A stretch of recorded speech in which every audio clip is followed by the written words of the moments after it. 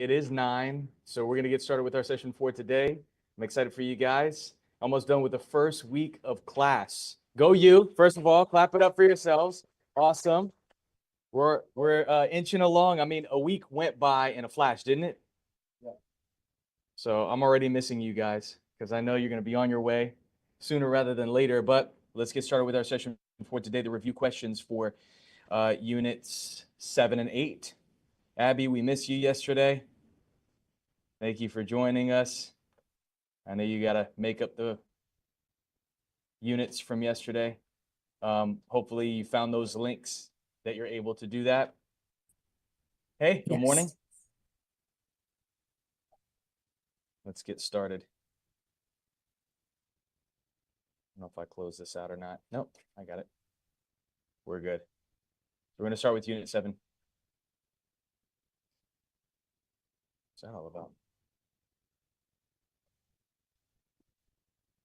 We're on page 175. Question 1.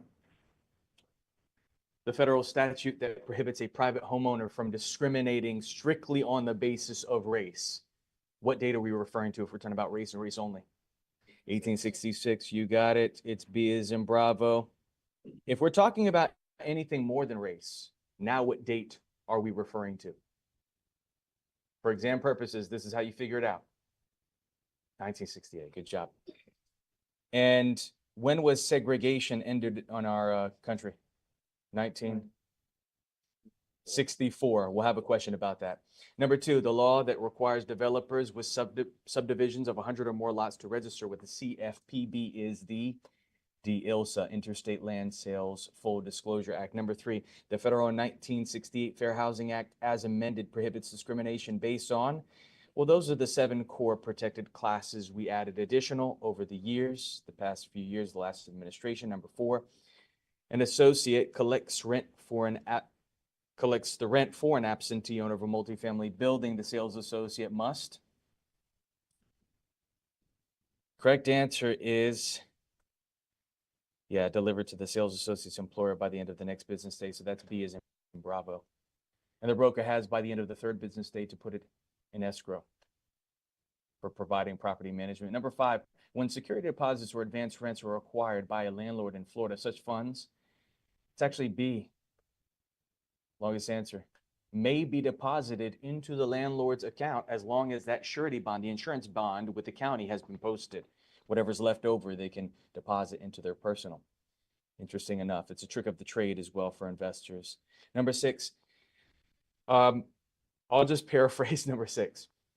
You direct an individual to a specific community based on their ethnicity or national origin. What is that referred to as? Steering. Simply put, easy to remember, you are literally steering somebody. 7, a landlord who rents a duplex to 2 tenants is obligated to provide D, working smoke detectors. D as in Delta. Good job. Easy enough. Number 8, which disclosure must be given to tenants in multifamily buildings of 5 or more units? It is B, longest answer. Notice of where the deposit is being held within 30 days. And we know those options: post the money in, or put the money in an interest-bearing escrow account, non-interest-bearing, or post the insurance bond with the county. 9, if a tenant vacates rented premises promptly when a lease or tenancy expires, the landlord must. Correct answer is D as in Delta. Let them know within 30 days if part or all of their deposit will be claimed. And we know if they neglect those duties and they don't comply with this time period, it goes past 30 days, the landlord forfeits their right to claim any of the deposit, must refund the full deposit back to the tenant. So you understand how important and imperative it is to know these time frames. Let's move on to 10. The Fair Housing Act does not apply to which category? Yes, correct answer is A as in Alpha. Property owner, remember, for sale by owner, they can still somewhat, I hate to say it, but discriminate. If it's based on race, they could still be liable, and no discriminatory advertising can be used. But the owner of the property can sell or rent who they want to, unfortunately. If a real estate agent is involved, obviously we're bound by certain license laws and ethics. But if it's just for sale by owner, right? Have that sign up, no agents involved, you understand. Number 11, if a tenant's rent is current, the tenant notifies a landlord of an intended absence, a landlord may, yeah, hey, longest answer, not enter unless it's a what? What's reasonable notice for them? 24 hours notice. 12, how long does a landlord have to correct a non-compliance after receiving written notice from a tenant? It's called a 7-day notice of non-compliance. A is an alpha. 13, an owner of a rental property decides to hire a different property management company. What happens to the tenant's security deposit and advance rent? You got to transfer it. I mean, it's common sense. What answer reflects that? Yeah, with a final accounting to show the amounts that are credited to each tenant's account, how much of a deposit they left with you, how much of the last month's rent. 14, which law prohibits hotels from discriminating against customers because of their national origin? Yes, they're describing segregation. That ended Civil Rights Act 1964. 15, which phrase is acceptable when advertising real estate? Yeah, thank God you didn't select any others. It's obviously A. It's the choice here. A is an alpha. Let's move on to Unit 8 questions. Unit 8, one of my favorites. Property rights, estates, tenancies, multiple ownership interests. What happens when you get married, when you homestead your property, certain protections that come with that. All of that is good. Number 1, the most complete type of ownership that an individual may possess is what? Fee simple, absolute, complete ownership forever, which is a type of freehold estate.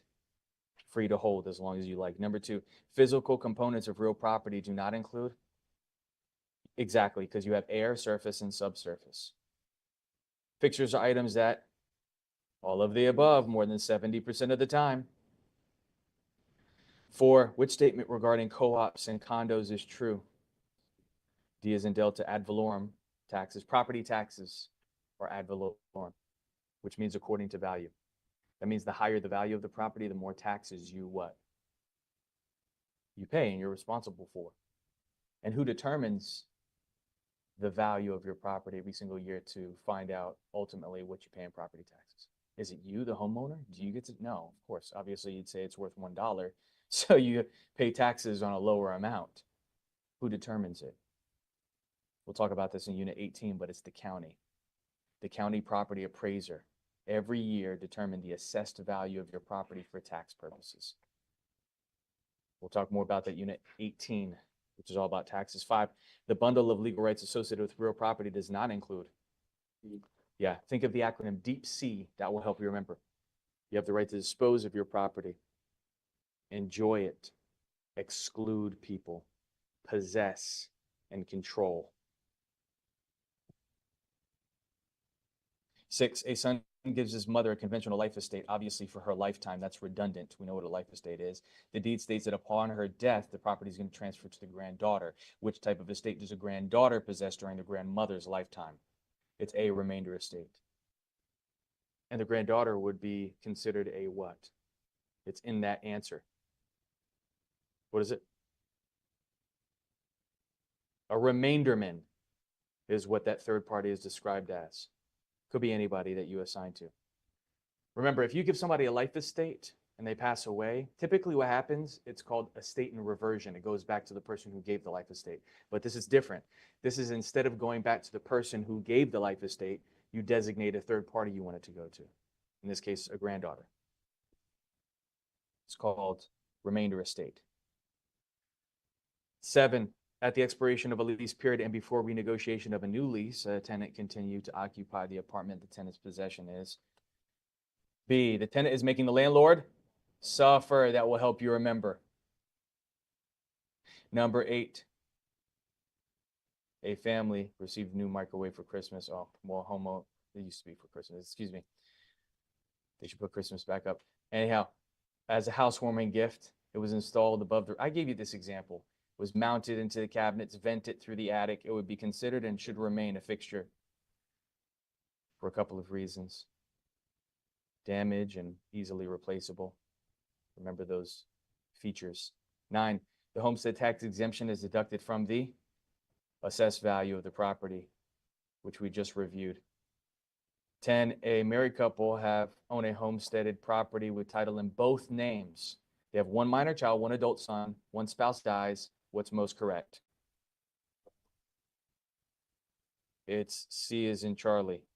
Surviving spouse owns the entire home through the right of survivorship because they have title in both names. What you might be confused with, if you homestead and only one of the spouse's names is on the deed, how is the surviving spouse protected? So that's not what we see here. Title is in both names. We'll have another question about it. 11, the real estate protected by homesteaded rights is limited to? It's D. And the reason why it's not B is because of what I just highlighted, and which is implying that you can have more than one homestead. And we know that's not the case. You can only have one primary residence. You can own 100 homes if you want, unlimited, but only one could be your homestead. 12, a constitutional homestead is owned by a man, head of his family, consisting of himself, his wife, and his 3 children. The man dies unexpectedly after his death. What happens? This is what we might have been confused with by operation of law. The widow owns a life estate at minimum because it's been homesteaded, and the children are vested, entitled as remaindermen, and eventually they'll get it. If there are no kids, surviving spouse will receive fee simple. Absolute complete ownership, 100% ownership. 13, which estate features the right of survivorship? There's only 2 options. Joint tenancy, which is not on this list, and the correct answer, which is what? Estate by entireties. You got it.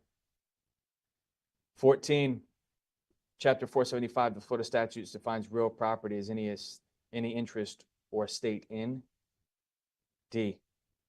Look at the other answers. We see cemetery, we see mobile, we see cemetery. You got it. 15, in Florida, co-ops and timeshares are regulated by? Answers in the question. It's B, division of condos, timeshares, mobile homes.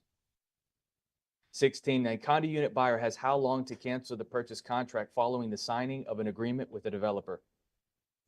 15 calendar days, calendar. Write that down next to it if you want. I don't want you to select 15 just because you saw condo. That would be a mistake. It's 15 because it's a new condo, but what word gives us the indication it's new? Developer. If it's resale, if it's not purchased from a developer, you have within 3 business days to cancel the sale contract.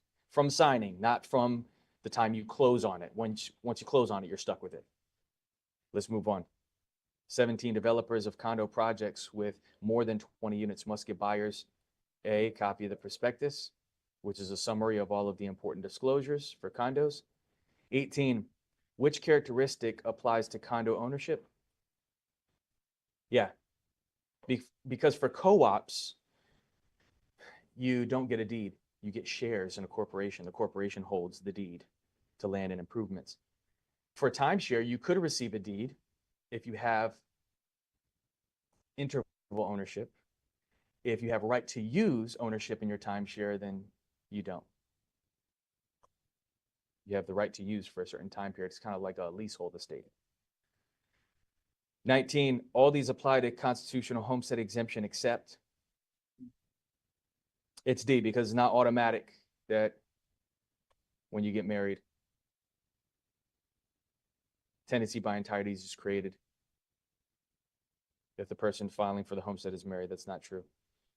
It's a stipulated agreement between spouses.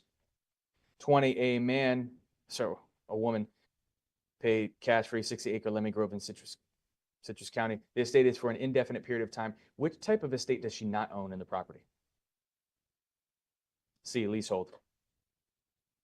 So indefinite is freehold. So it can't, they're asking what does she not own? So it can't be B, that's freehold. Fee simple is a type of freehold estate, can't be that. Estate in severalty, a woman by herself, sole ownership. Leasehold estate is the opposite of freehold. That's the one we're looking for. Any questions here? How do you guys feel about jumping into our session? You okay? Feel good?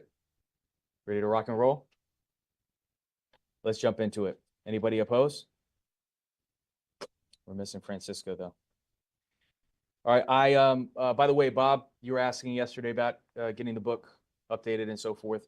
As you can see on my screen, I spent the time to update everything for you. So this is the entire textbook, updated version, 48th edition, so which was just released, like literally after we kind of got everything ready for the 47th edition. So it's okay. We got it done. And this is Thank ready you. for you. It's going to be uploaded just like in the materials tab. You were emailed about that. This is going to be available as well. If you have any questions about it, let me know. But let's jump into it. Today is units 9 and 10. We're going to start with unit 9. Unit 9 is one of our important units as well.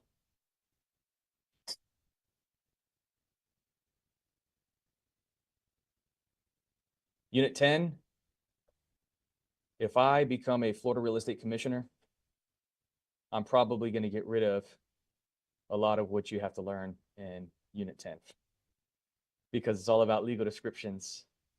And legal descriptions for property are important because you have to be able to identify the property that's being sold and you put it in the sale contract.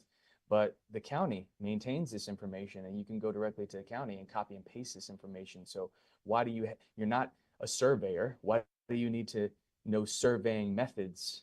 It's a little bit silly. But I will prepare you for what you're going to be tested on your exam just in case. And there's only a few questions anyway. But let's jump into Unit 9. A lot of what's in Unit 9 is relevant. I mean, look at the heading. Titles, deeds, ownership restrictions. You think it's important for us as real estate professionals to have knowledge of titles and deeds and restrictions upon becoming an owner of a particular property? Yeah, it's very important, and that's what we're going to discuss. Now, to set the tone for this unit, if you go to page 202, let's be clear about something. A lot of people get confused at the term title versus deed. You've heard these terms used interchangeably. They do not mean the same thing. And don't think of a vehicle. A vehicle is obviously a title. That shows your proof of ownership, title in hand, ready to sell it. You understand? And then if the car is not paid off, you don't get the title yet. Whoever is giving you the loan to have that vehicle, they hold on to title. Title is proof of ownership for a vehicle, different from real estate. In real estate, the piece of paper that shows proof of ownership is called a deed. If I already said it's not title, it's going to be a deed. So let me clarify for you. Title is just it's a term used to describe that somebody has ownership. It's a term that we use in real estate to describe that somebody has ownership rights and interest in real property. Do you remember yesterday we said interest means ownership rights? So if you say, oh, that person has title to the property, it's just describing they have ownership. But if you want that person to show proof that they have ownership, what's the physical representation of your title? The deed. That's the physical document that shows you have title in the property. Title just means ownership rights. Do you understand the difference now? So if I sign the deed over for my property over to you and your family, I'm relinquishing my title ownership rights so you and your family can have title ownership rights. Your evidence is the deed. We'll talk about all the features of a deed and what you need to know. It's important for personal reasons and, of course, exam purposes. And that's reflected here. If you look in the first paragraph under this heading, lines 8 through 11, a person who has ownership rights in the property is said to have title.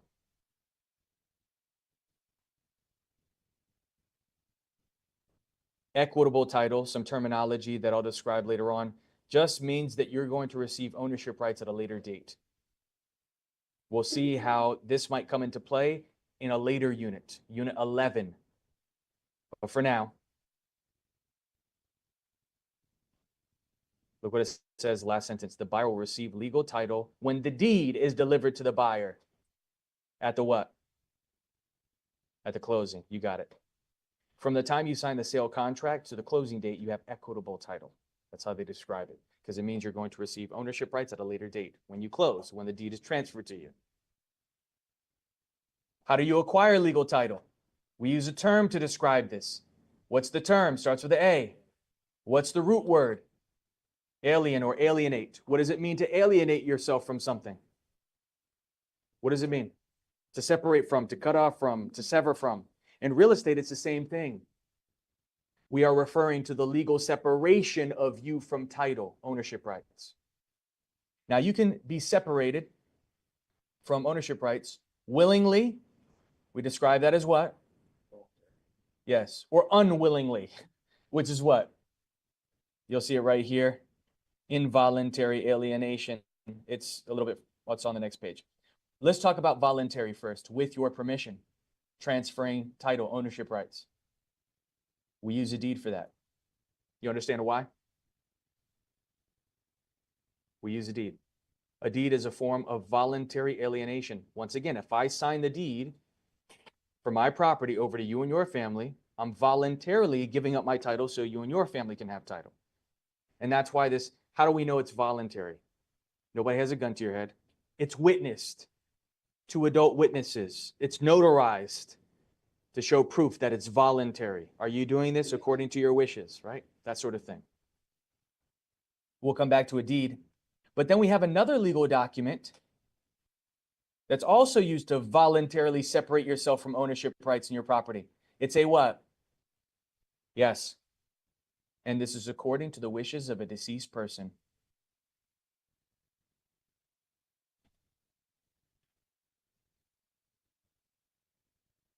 Now, if somebody passes away, sometimes they don't prepare this document, a will. They didn't prepare for the inevitable. Most people are not thinking about that. Think you're going to live forever. Okay.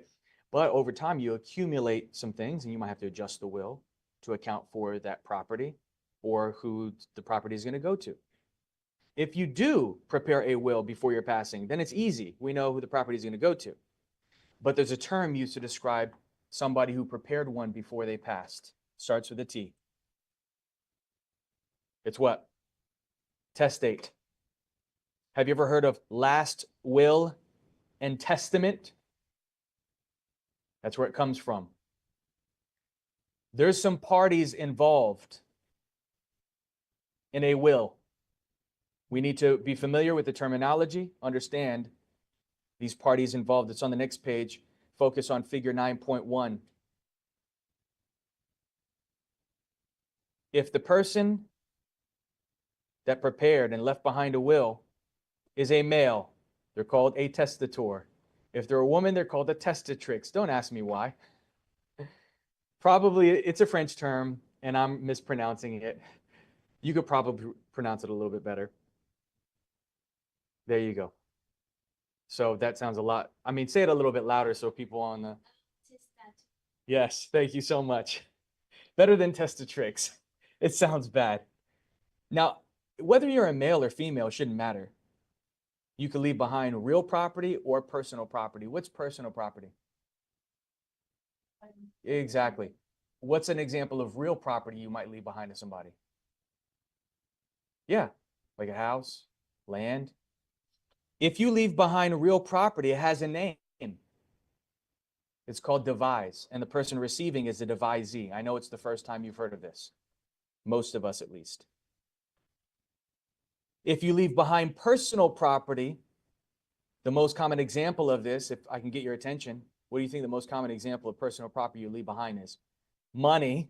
It's called, probably the first time you've heard of that. But probably the only term you recognize is the person receiving personal property based on the details of a will. Beneficiary. Have you ever heard of beneficiary?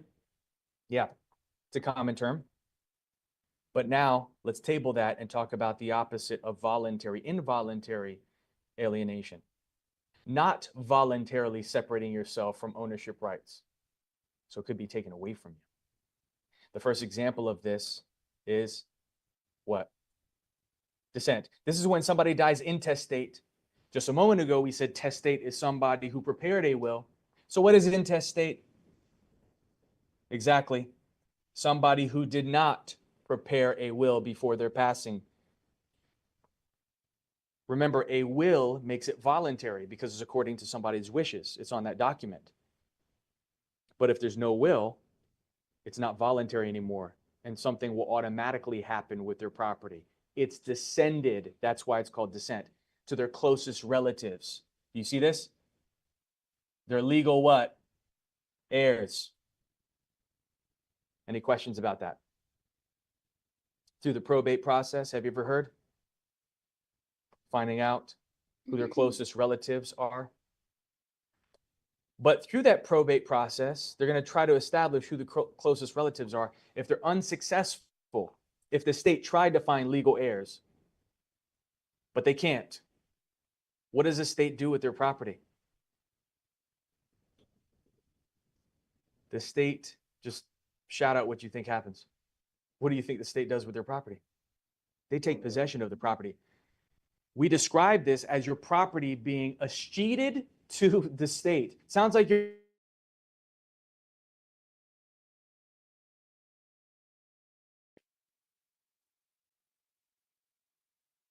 do with the property.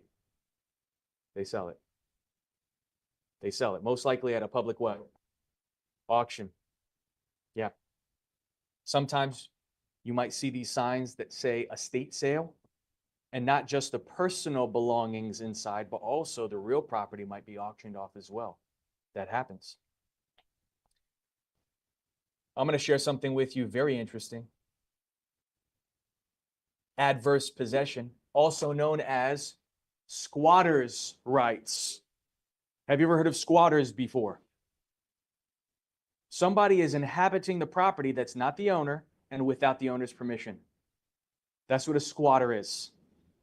We kind of talked about this briefly yesterday. Do you remember when a lease agreement ends and the tenant won't get out, tenancy at sufferance? At least we have history of permissible occupancy. They had a previous lease, but a squatter might not have any history with that property. They might just move in. This happens more often than you might think. And not just here in Florida, but the rules are different for squatters here in Florida than it is for other states. And you should be familiar with it to protect your property and others. If you go to the next page, think of the acronym HOT CAN. Gotta love these acronyms. Let's go through each one together. Not in any particular order, but we're going to start at the top. This squatter, we'll just call them a squatter because it's easier for us to remember, must be in hostile possession of the property. This means with or without the real owner's permission. Yeah. So if the real owner is not taking legal action to get their butt out of the property, like trespass them, breaking and entering, file a police report, the squatter is just going to continue to inhabit unopposed, correct? O is for open possession, but not just to the owner. Look next to N, also to the public. The neighbors might be aware of their presence.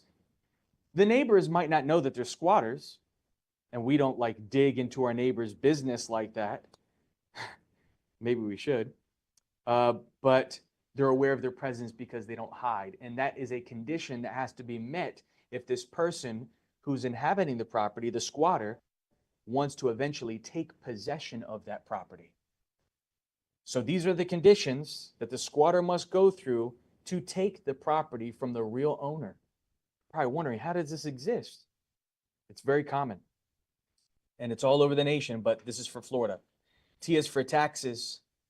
If the real owner is not paying the property taxes, the squatter must pay taxes for the years they occupy if they eventually want to make a claim. C is for claim, but look next to A, and you can see how long they have to prove they've inhabited that property to eventually make a claim. How many more? How many consecutive years? 7 years. 7 years without interruption, without the owner's consent. If you can somehow prove 7 years, you might wonder, how do I prove that? Utility bills for 7 years, paying property taxes for 7 years, you have to somehow prove it. If you can, witnesses, then you can claim and take over possession of somebody's property.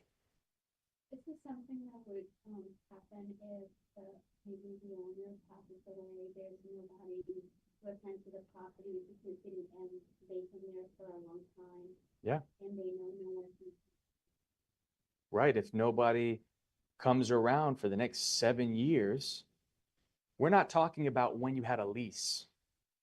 It has to be without the owner's consent for 7 or more years.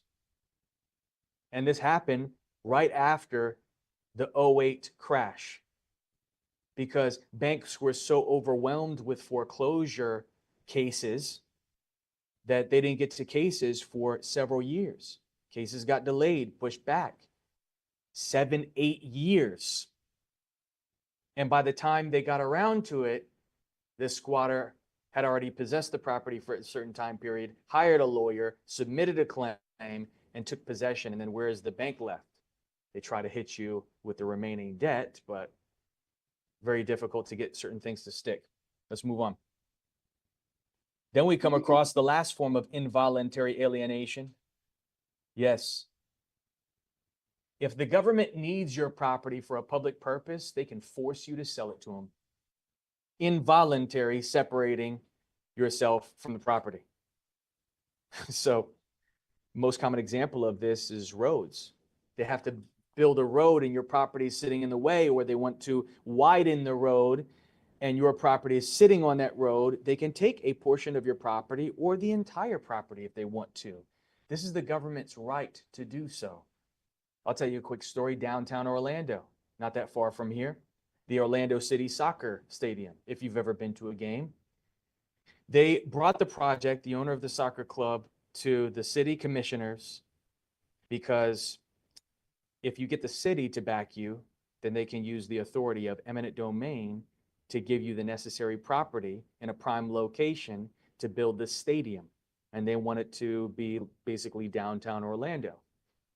And it was unanimous because they gave a great pitch. They said it's going to create jobs. It's going to increase the prestige of the city. Flagship thing to have a soccer club in the city of Orlando. All of these wonderful things. They got behind it and they forced the sale of all the property in their way where the soccer stadium currently sits, except for one property.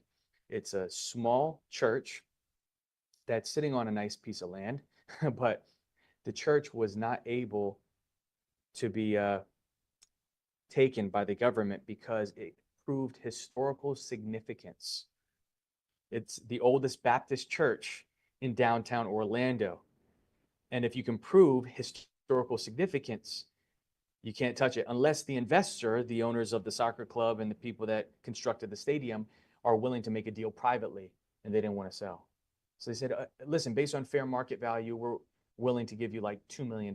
That was like a lot. At that time, think about it. We're doing this right out of the recession.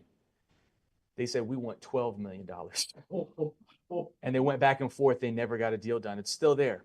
Drive to the soccer, and they make a killing off of parking. They needed that space for parking, and they didn't get it. So, and it's still a problem.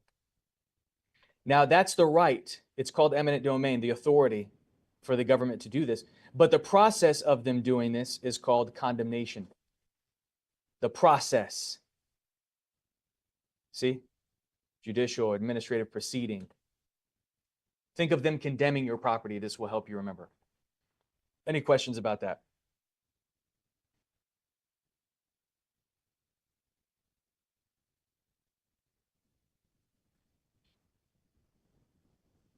If you go to the bottom of page 204,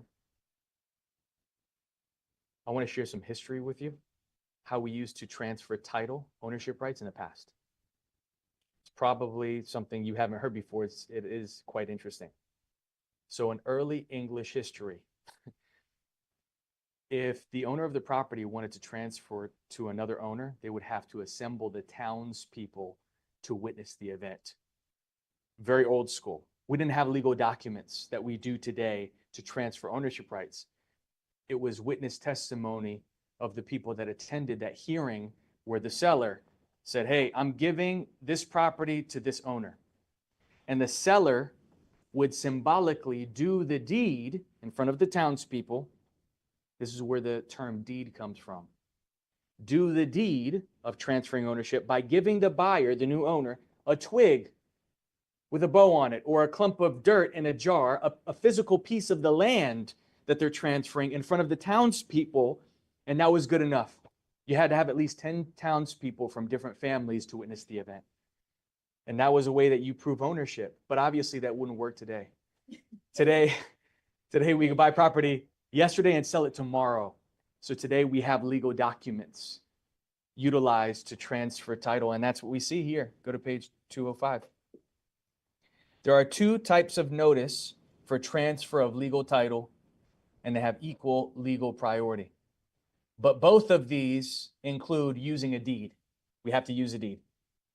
Actual notice is, they describe it as direct knowledge. Let me describe this to you. It's very simple. If I sign the deed over to you and your family, and you have possession of that valid deed, that's good enough. Just having the deed in your possession proves that you have ownership rights, that physical document. But we know that's not good enough for most people. Most people want to give the world notice, hey, I'm the new owner. And you would do that, accomplish that by recording it into public what? Records. That's called constructive notification. Both are acceptable, but most people take advantage of constructive notice. You can understand why. Any questions on that? Yes. So like both of them were good, but the second one, they just wanna like what, show off or? It's just preference. It's easier to verify something that's been recorded in a public records.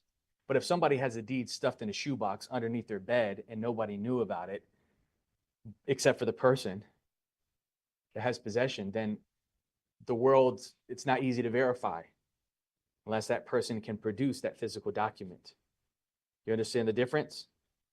But both are acceptable. Now, if we move down to line 24, before you can record any legal document into public records, you have to have the document acknowledged. What does it mean to have a document acknowledged? Notarized. Witness, stamp, signed, sealed by a notary public.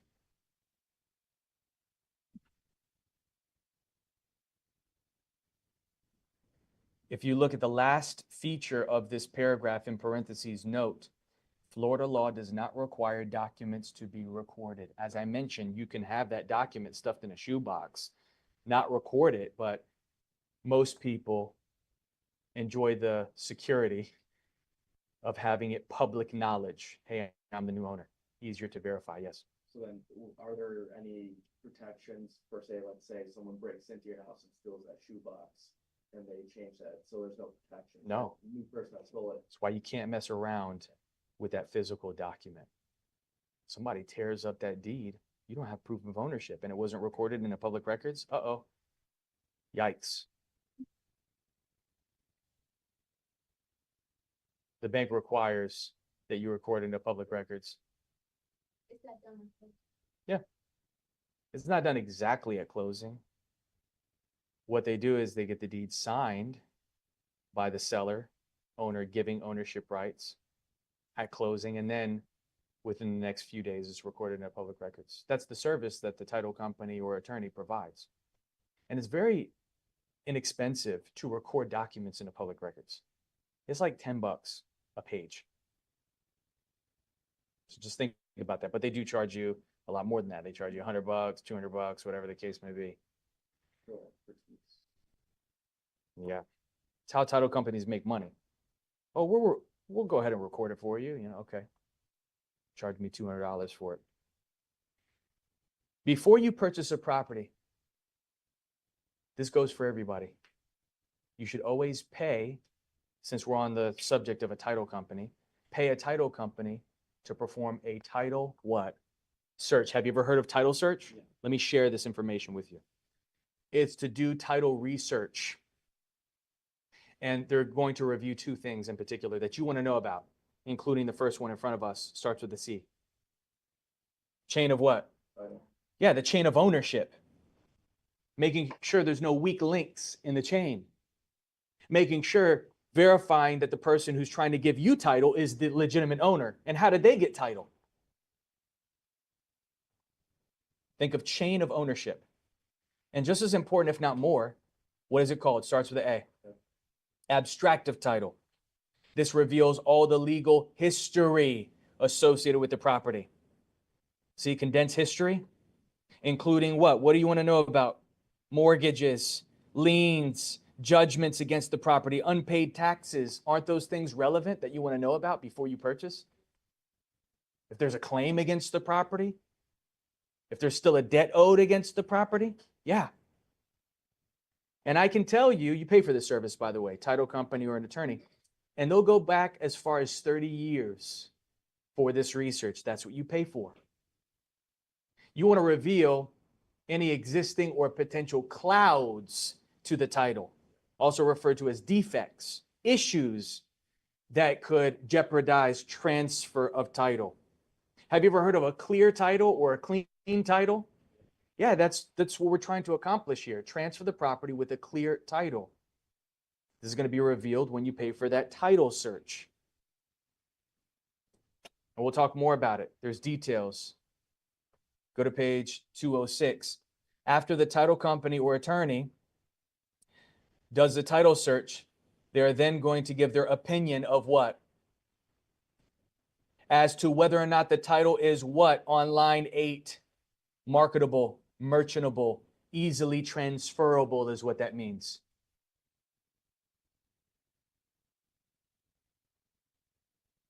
And on top of that, they're going to potentially, if it is a clear title, issue something called a title commitment.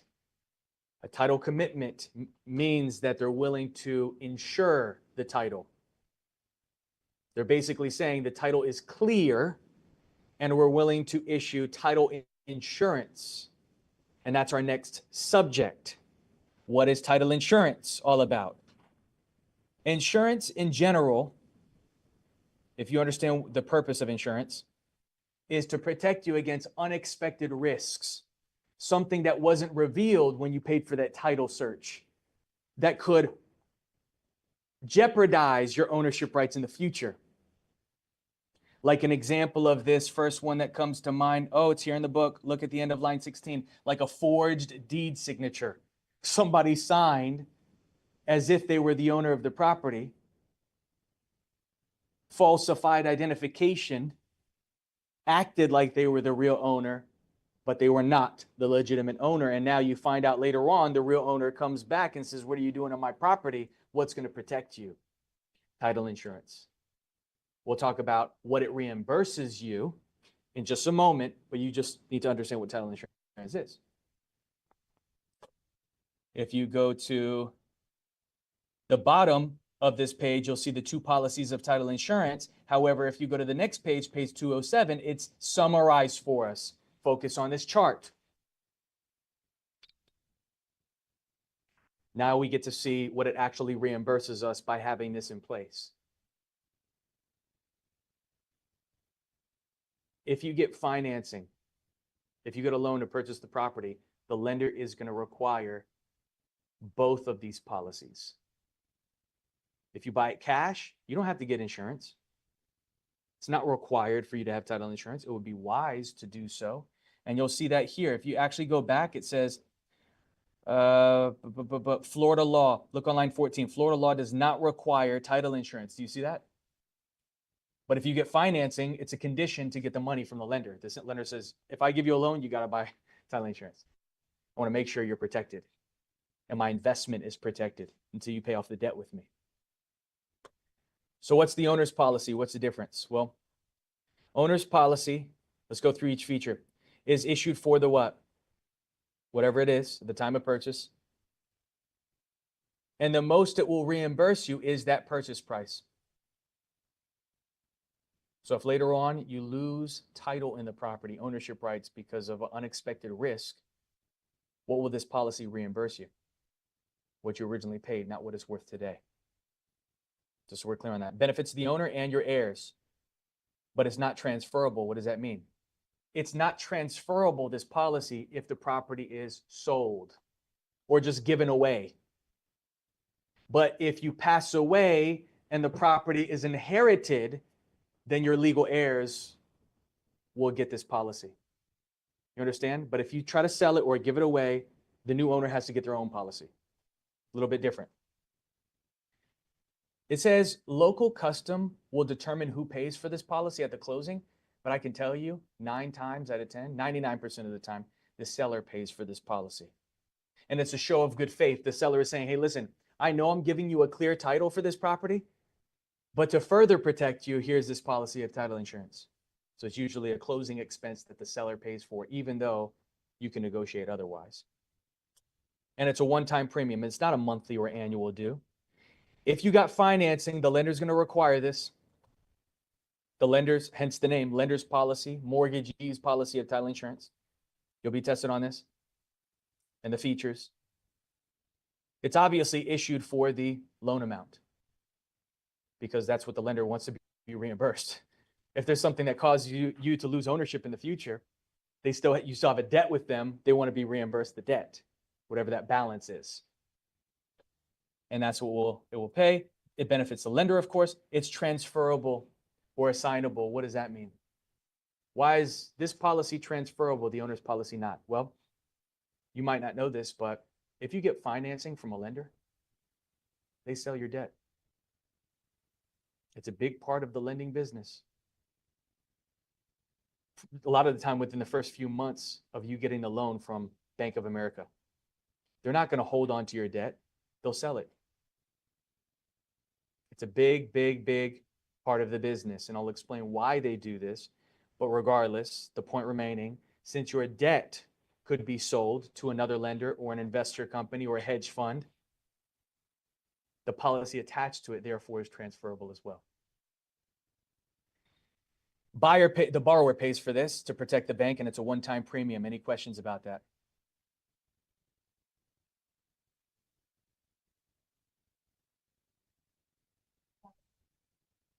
Imagine I'm your lender. I give you a loan to purchase whatever property you want. And then collect your I'll money. sell your debt off to another lender.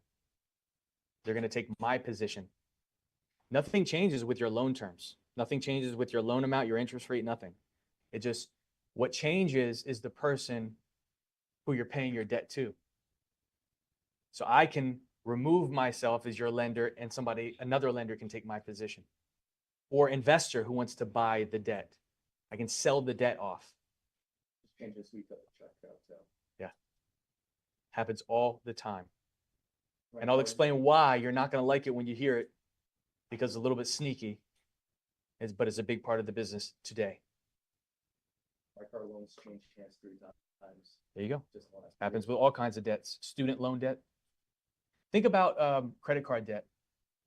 Have you ever heard of this? Like you have credit card debt, you have medical bills, whatever the case may be.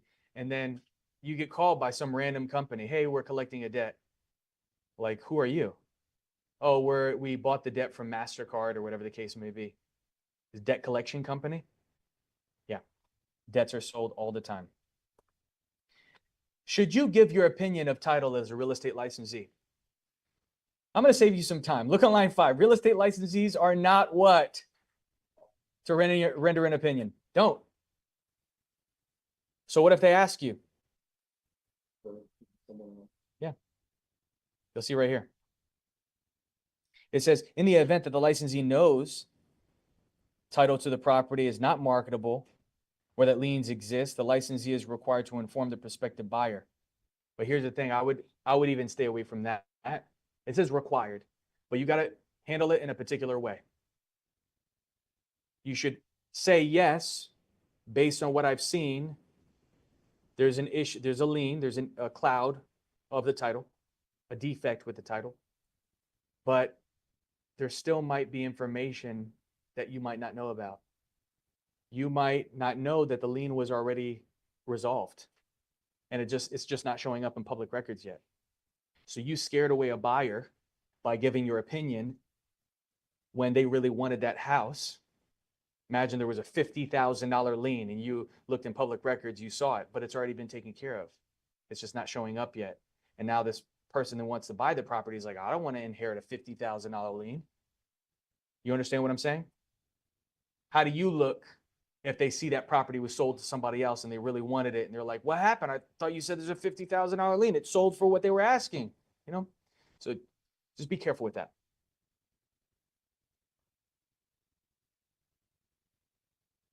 Okay, in about 10 minutes, we're going to take a break. How are you guys liking this information? It's really good information, correct? Okay, you guys understanding so far? Any questions? Let's talk Yeah, about Mike- deeds.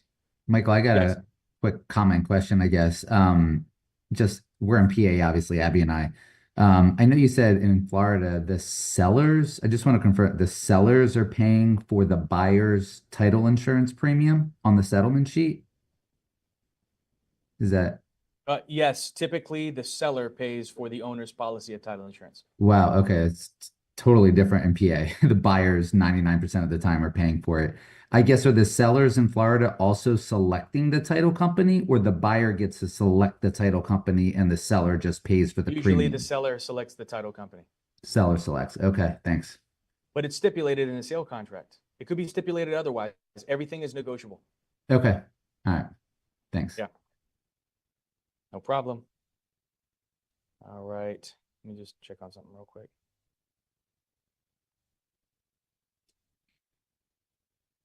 Okay. Deeds. You know what a deed is? A deed is a legal document used to show proof of title, ownership rights in the property.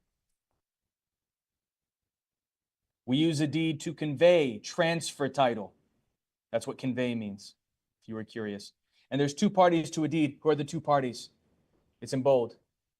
The grantor, that's the owner giving ownership rights, title, and the grantee, the new owner receiving ownership rights. Are you with me so far? Okay. Title passes to the new owner, grantee, at time of voluntary what? Delivery and acceptance by the grantee. And I'll explain what it takes to accomplish that. You have to be familiar with this and how the process works. Go to page 208 and let's discuss the various parts of a deed. What I like about this section, first of all, if you look at a standard deed, it's only one page typically, might be 2 pages, but it's very simple. The lay person can read through a deed and understand exactly what's going on. Before in the past, it had a lot of legal terminology, a lot of Latin to confuse us. But nowadays, if you look at a deed, it's very simple to understand. And let's break it down so you can get comprehension of all the specific parts. But what I like about this section is this. Each one of these sections we're going to describe is visible on the next page, page 209, in order. So you'll see item 1 reflects what we have here, the first section we're going to describe. So let's break it down step by step. The first section of a deed, the premises section, includes the names of the what? Parties, grantor and grantee, their marital status, their address, and the date on the deed should be the date of execution. What does execution mean? The date that they signed it. And we'll talk about who signs it specifically in just a moment. Next, we see consideration. This is revealed on a deed, the type of consideration for which you are exchanging title out of. The 2 types that exist are good and valuable. You'll see that on line 13. What are you exchanging title ownership rights in this property for? Good consideration is in exchange for love and or affection. Like if you give property to your what? Your child. Most likely that's out of good consideration. You're not taking money from them, you're just giving them ownership rights. Or it could be an exchange for valuable consideration, cash or something measured in terms of money. So that's the difference, and that's revealed on the deed. The granting clause uses specific words to describe transfer of title. How did you transfer? Not what did you exchange title for, but how did you transfer it? Did you sell it? Did you grant it, give it away? Did you exchange it for something? Of course, the legal description of the property, not just the address. You'll see here, street address is inefficient. You can find the legal description for any property in public records. But you should also include the parcel ID. That's another thing. And the address. A comprehensive description of that property's location, so that way we're transferring the actual right property, the correct property. Appurtenances is the section that includes restrictions and additional benefits. For instance, you remember yesterday, Unit 8, we talked about the water rights. Those are French terms. Or the water rights. First one started with an R, it's what? Yes, riparian. And then we had the other one starts with the L, it's, yes, littoral. That would be displayed in this section of the deed. If you have littoral rights, for instance, if your property is abutting a lake, as an example, it's a deeded right that's given to you, water right. It's not automatic. And that's the section where it's going to be displayed. We'll come back to that. But let's go to page 210. And we see the section called the Habendum Clause. This is not the official name. The official name is Habendum Etiendum. Not Harry Potter, okay? We're not casting a spell. Habendum Etiendum is Latin, though, and it means to have and to hold from this day forward. What does that sound like? Marriage vows. But unlike marriage, you could write down for how long? It's the two types of freehold estates. Either one could be described in this section. Do you remember the two types of freehold estates we reviewed earlier and yesterday? What's the two types of freehold estates? The one you want, the one that everybody wants, you'll most likely get fee. It's called fee simple, or the one measured by somebody's lifetime, the life estate. Don't you see it in front of you? You see life estate? See fee simple? The covenant of season, and that's how you pronounce it, like the 4 seasons. It's a promise. This section makes you promise that you are the owner of the property and therefore have the right to transfer title to the grantee. Why does this promise exist, this attestation? Because people will try to sell property, transfer property that they don't even what? Own. And you need to know what it takes to make a deed valid. Write this down next to it. Write down valid deed. This is very important because only valid deeds can be transferred to a new owner. So you have to know what it takes to make a deed valid first so that you can convey that deed to another company or individual. Right here, the deed must be signed by a what?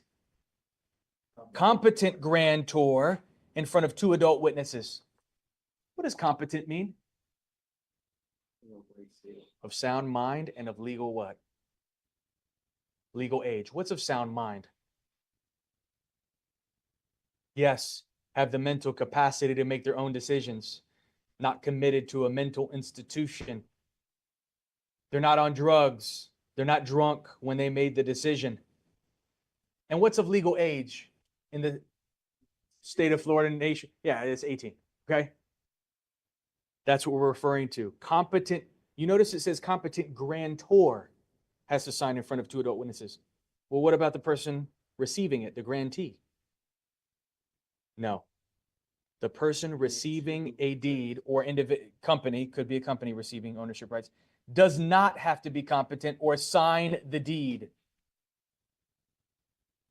If I were to pull up the deed for your property right now, if you look at that deed that was signed over to you, because I know you're a homeowner, your signature is not on it because you were the grantee, the party you're receiving. The grantor, the person who gave you ownership rights, signed it in front of 2 adult witnesses. Your name is going to be on it as a new owner, but your signature is not there because it's not required. Isn't that interesting? Because you can, it says the grantee doesn't have to be competent nor sign. You can give property to your what? Your kids. Your kids do not have to be competent to receive ownership rights in real property. In rare cases, I know it's crazy to hear this, but look it up online, Google it.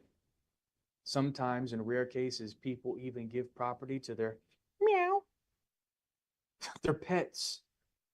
There's a very famous story in New York about this family. They come from a lot of money, old New York money. They own a chunk of Central Park, I think, like Tavern on the Green or one of these places. Huge real estate portfolio. And the person that was going to leave it behind to hopefully the relatives were going to inherit, but she didn't like them. She thought they were greedy little pigs, so she gave it to her cat. You're like, what happens in a circumstance where somebody gives it to their cat? Well, there's a guardian, right? Because cats can't make decisions on their behalf. So whoever that guardian is can make legal decisions. But what if the will says, as long as the cat lives, and there's going to be additional instructions, of course. Even if they have kittens, because the cat cannot leave. God forbid they have kittens. The guardian is like cleaning the house one day and leaves the door open. Oh, sorry. I don't know where the cat went. And I had their collar. I was just giving them a bath. I don't know where they are. Oh, don't worry. They're chipped. I'm kidding. I saw somebody get married to a tree the other day. I think anything is possible. And a turtle. Married to, yeah. All of what we just got done describing is on this list here. It's just summarized. But when we come back from our break, be back at 10:15, we're going to discuss the different types of deeds that exist in the state of Florida and can be used. Now that we understand what a deed is, the different parts of a deed, we'll discuss the different types of deeds. And most people didn't even think that there's other than one deed that can be used. So we come back 10:15. See you guys in just a moment. Stretch out, grab a snack, do what you got to do. Be ready to rock and roll.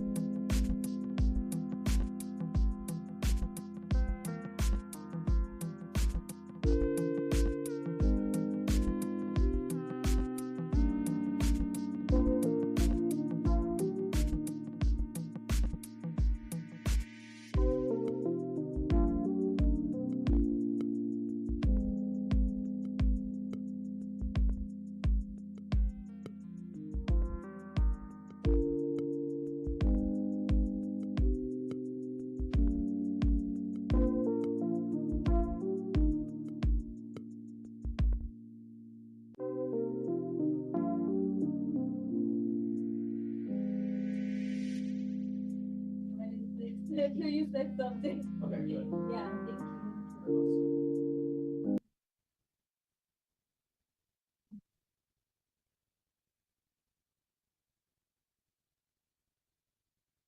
Okay, cameras on.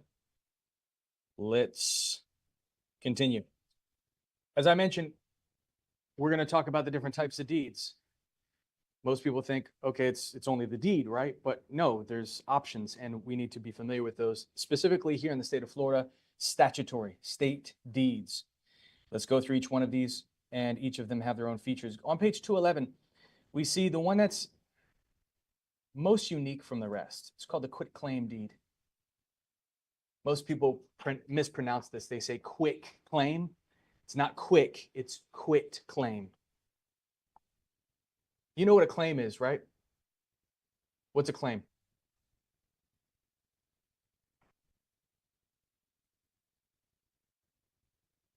Okay, for instance, a lead. You know what a lien is, right? A lien is a claim. So a claim associated with real property is usually reflected through way of a lien. A lien is a claim for a debt that's owed. You remember that? You actually wrote that down. A lien is a claim for a debt. As an example, if, for instance, there's a lien attached to your property for a pool you constructed in your backyard that you didn't complete payment for. What they do is, if you don't pay them what's owed, they put a construction lien against your property and they can foreclose on your property. We described this briefly yesterday. Do you remember that? So if you want to remove that claim, this is one way you can accomplish that, by utilizing a quit claim deed. You can pay what's owed, negotiate a settlement with that company, the pool construction company, and in exchange, they can sign a quit claim deed for your property. The reason why they can accomplish this without being the owner of the property, because you're thinking, don't they, I mean, it kind of doesn't make sense. I thought a deed was used to transfer ownership rights. But with this type of deed, it could also be used to quit other types of claims. Not just claims of ownership, but what I described to you, like a construction lien. And you'll see it here. It does not contain, doesn't have any warranty, any protection against title defects. The quit claim deed is used to clear existing or potential clouds to the title. And this is because they have no covenant of season. Okay? Let me explain this. If we go back to page 210 on line 5, you remember the covenant of season? The covenant of season makes the grantor, the person giving ownership rights, swear that they own the property and therefore have the right to transfer title. But the quit claim deed does not have that covenant of season, does not have that promise. So those of you who own property in here, I can sign a quit claim deed for your property. I don't have to swear I own your property. I'm just quitting any claim I have to your property. One type of claim would be that lien that was attached for non-payment of a specific debt. I could use this quit claim deed to transfer ownership rights. I could, even though I don't have to promise I'm the owner of the property. A lot of people use this for adding or removing people to the deed. I think you mentioned before, can you add the spouse later on, or we had a brief conversation about it. The answer is yes, you can. Or kids, for instance. Let's just say one spouse, they've owned a property before the marriage. They got married, built a family, lived in the property for 10 plus years, and now they want to add the other spouse to the deed. You can use this specific type of deed to accomplish that. And this is how it would work. Let's just say, as an example, I'm adding my spouse to the deed. I would not only be the grantor, the person giving ownership rights, I would also be the grantee, the new owner receiving ownership rights. So this is how it would work. I would sign a quit claim deed as the grantor, giving up my ownership rights, to receive ownership rights as the grantee, but along with my what? With my spouse. So I could use this type of deed for that. It's unique for that reason. And it has no protection against title defects, no warranty of title. So that means if I use a quit claim deed to transfer ownership rights of my property to you, I'm basically saying, thank you for your money. Here's the property. Good luck. I'm not giving you any protection. You see how important it is to pay for a title search? Anyhow, I've used these types of deeds on a number of occasions, but they could serve a specific purpose. Now, let's talk about the bargain and sale deed and how it's different from the quit claim deed. It's similar in the way that it has no protection against title defects. Well, that's why you purchase title insurance. But unlike the quit claim deed, the bargain and sale deed contains the season clause. Do you remember the season clause? Makes the grantor swear that they own the property and therefore have the right to transfer title. So this type of deed can only be used for transferring ownership rights. It can't be used to quit other types of claims. You'll see right here, however, the grantor makes no express warranty against encumbrances, and that is parallel to what we just got into describing. no warranty. Any questions here? If we move a little bit further down, we see the special warranty deed. Special warranty deed, unlike the bargain and sale deed, does have protection against title defects. If I use this deed to transfer ownership rights to you and your family, I'm saying I'm going to give you limited protection, special protection. Remember, special means specific or one. But what? Specific protection. It's protection against defects while I had ownership rights. That's what you'll see here. Special warranty guarantees title against title defects arising during the period of the grantor's ownership of the property. So I'm basically saying, if I use this deed, while I own the property, I didn't cause any issues, any title defects. And if there are any title defects, I'm going to be responsible for clearing those issues. You're probably wondering, when most likely would you see this type of deed used? Large corporations, but mainly bank-owned properties. Banks, what they do is they foreclose on borrowers who stop paying. And they take the property, they turn around and sell it. But when they sell it, even though they make sure they sell a property with a clear title, they'll still only give you a special warranty deed, which is not much protection because the bank is saying, while we had the property, we didn't cause any issues. You don't care about when the bank had it. You care about the person they foreclosed on. If they stop paying their mortgage loan debt, they probably stop paying all the other debts associated with the property, HOA dues and so forth. This could also be used by developers. Developers, when they sell new construction, they'll most likely only give you a special warranty deed. They're saying, while the developer had it, we didn't cause any issues. Anyhow, the most common, you'll see it right here on line 31, most commonly used deed in the state of Florida is the what? General warranty deed. General provides the most protection. You'll see it right here on line 29. Greatest degree of protection. Contains all the covenants and warranties available to give the grantee every possible future guarantee of title protection. If I use this deed to transfer ownership rights in my property to you, I'm saying I'm protecting you against past, present, and this even provides, it's the only one that provides future protection. Warranty forever. The grantor, person giving the deed, forever warrants, defends the title against lawful claims. So if there's an issue that wasn't revealed initially, but it's something revealed later on that causes a title problem for you, ownership rights problem in the property, I could be held accountable to make sure that you have clear title once again. Of course, the first thing that you turn to is title insurance. If you have title insurance, but Florida does not require title insurance. So at least if you have this type of deed, you have a layer of protection. You understand why this is important. It's most common for this type of deed to be used. Let's move on in a traditional real estate transaction.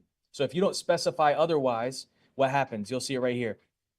If the real estate sale contract does not specify that another type of deed is to be used, general warranty deed must be used.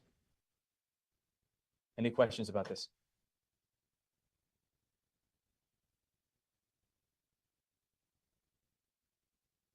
All right, let's move on. Go to the next page, page 212, special purpose deeds. I feel like I need to review quitclaim deed once again. Let me review it. Let me review quitclaim before we continue on. The quitclaim is just like it sounds. You're quitting any claim you have to that property. It's unique for a couple of reasons. It has no protection against title defects. If I use a quitclaim deed, I'm saying, thank you for your money, here's the property. But also, it has no covenant of season. You remember the season clause? Makes you swear that you're the rightful owner, therefore you have the right to transfer a title. It doesn't have that. So once again, those of you who have property, I can sign a quitclaim deed for your property because I don't have to swear I own your property. Well, that's odd. How does that make sense? It's because it could be used for other circumstances. It could be used to quit other types of claims, not just claims of ownership, but like I described to you, a lien. A lien is a claim. Generally, here in Florida, like, you're never gonna see something like this in a regular sale. You'll see it just when there's going to be a transfer of, It could be used for that circumstance. It could be used for a traditional sale. That's fine. It's a little bit suspect A little if the alarm. seller is not giving you any protection against title defects and not even swearing that they own the property. you definitely would not be able to use that. If you're getting financing, no. The lender is going to require a general warranty deed be used. But if I'm just selling you the property cash, I can use a quitclaim deed. I've done that in the past. I bought property through non-payment of taxes. It's called the tax deed sale or tax auction. So I bought it and I sold it like in 2 days, and it was cash. They basically just brought a check to the lawyer's office. We use a quitclaim deed, and it was as simple as that. It can be as simple as that. But it could be used for other circumstances. That's why it's unique. Like if you constructed something in your house, you didn't pay what was owed for that construction, they could put a lien against your property. You want to remove that lien, you can get them to sign a quitclaim deed that's enough to quit the claim they have against your property. They're not swearing they own your property, they're just quitting any claim they have.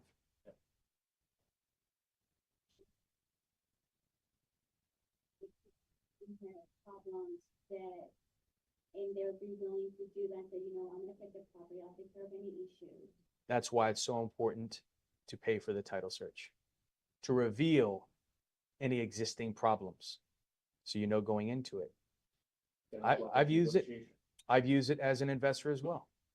I bought property with code violations, and I held the owner harmless because I went into it understanding I paid for the title search, and I know how to do the research myself, so a lot of the time I don't pay for it. But I revealed that it had these code violations a lot.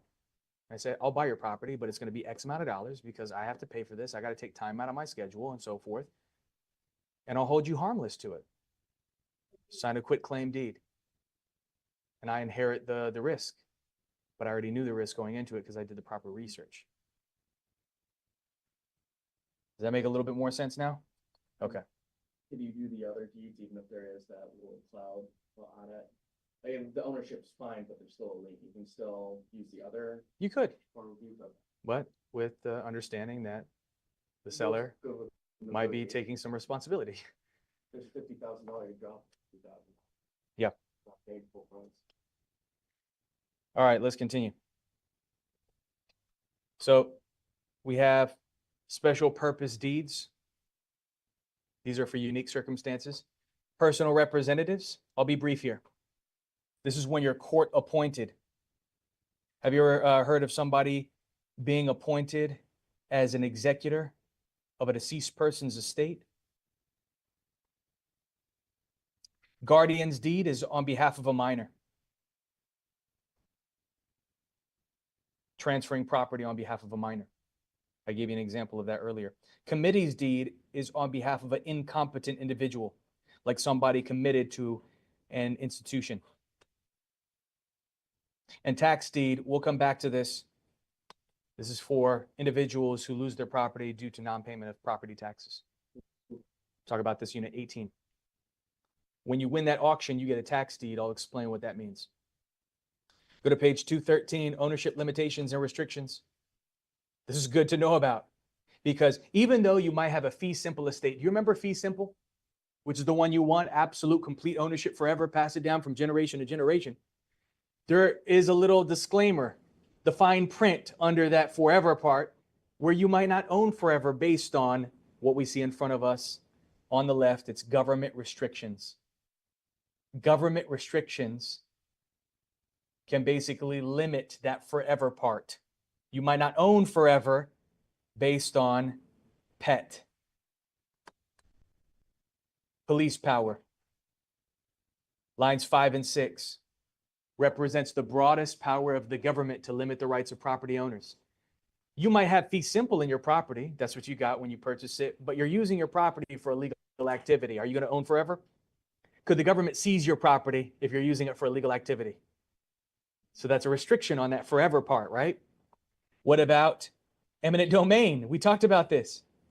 You have fee simple, but this government says we need your property to construct this road. They're going to force you to sell it to them. Yes, force the sale. They'll pay you for it, but what they think is fair. You try to fight for more money, good luck. Eventually you have to sell it to them. What's the assessment for eminent domain? Like, what do they use for value? They use an appraisal report. And you can try to get a second opinion because that's all an appraisal is. It's an opinion of value. And they hire this appraiser to try to figure out what they should give you for your property. And you're like, no, I know my property is worth more than that. Well, pay for an appraisal, justify it, and fight for more money. Property taxes. Does the government have the right to charge you property taxes? So if you don't pay, they can force the sale. And you don't own forever if that's the case. Now let's talk about private restrictions. Forms the acronym DEL to help you remember. The D stands for what? Deed restrictions. But what we need to know is on page 215, it's in the shaded box, the difference between restrictive covenants and deed restrictions. And yes, these terms could be used interchangeably, just so you're not confused later on, but we should know the subtle difference between these two terms. So I want to go through it with you guys. Let's talk about restrictive covenants first. Restrictive covenants are rules created by a developer that limits all homeowners within a community. You know who enforces these rules? It's the what? Homeowners Association. You've heard of this before, correct? Have you ever seen in the front of a neighborhood, it says deed restricted community? What they're really describing is restrictive covenants. But what's the difference between that and a deed restriction? A deed restriction limits the rights of a specific property owner on what they can and cannot do with that property. So it's not an entire community, just one particular property. I can sell you a property that says, hey, you can't put a commercial building on this property until the year 2030, or construct anything more than 2 floors on this property. It's just a restriction that I create and I can impose against somebody who I convey that property to. That's a deed, specific deed restriction. You understand the difference? One is for the entire community, one is for a specific property. And then we come across an easement. An easement is the authorized use of somebody's property for a specific and limited purpose. It's the authorized use. We have to be clear on that. And there's different types of easements you should know about. Starting with easement appurtenant. It's the right, the authorized use of an adjacent property for a specific and limited purpose. And if you go to this chart, this depiction, figure 9.7, you can clearly see the division between lot A and lot B. Do you see the division here? Okay. But maybe lot A, in order for them to get access to the public what? Road, because they can't possibly touch this wooded area, may need to utilize access through an adjacent property. So that driving path to get access to lot A would be classified as an easement what? Appurtenant. Yep. Uh-oh. Easement appurtenant. Why is that doing that? You get it. But if you, I'm going to come back to it and we'll talk about easement by necessity.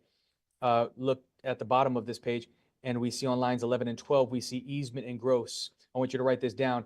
This is also known as a utility easement.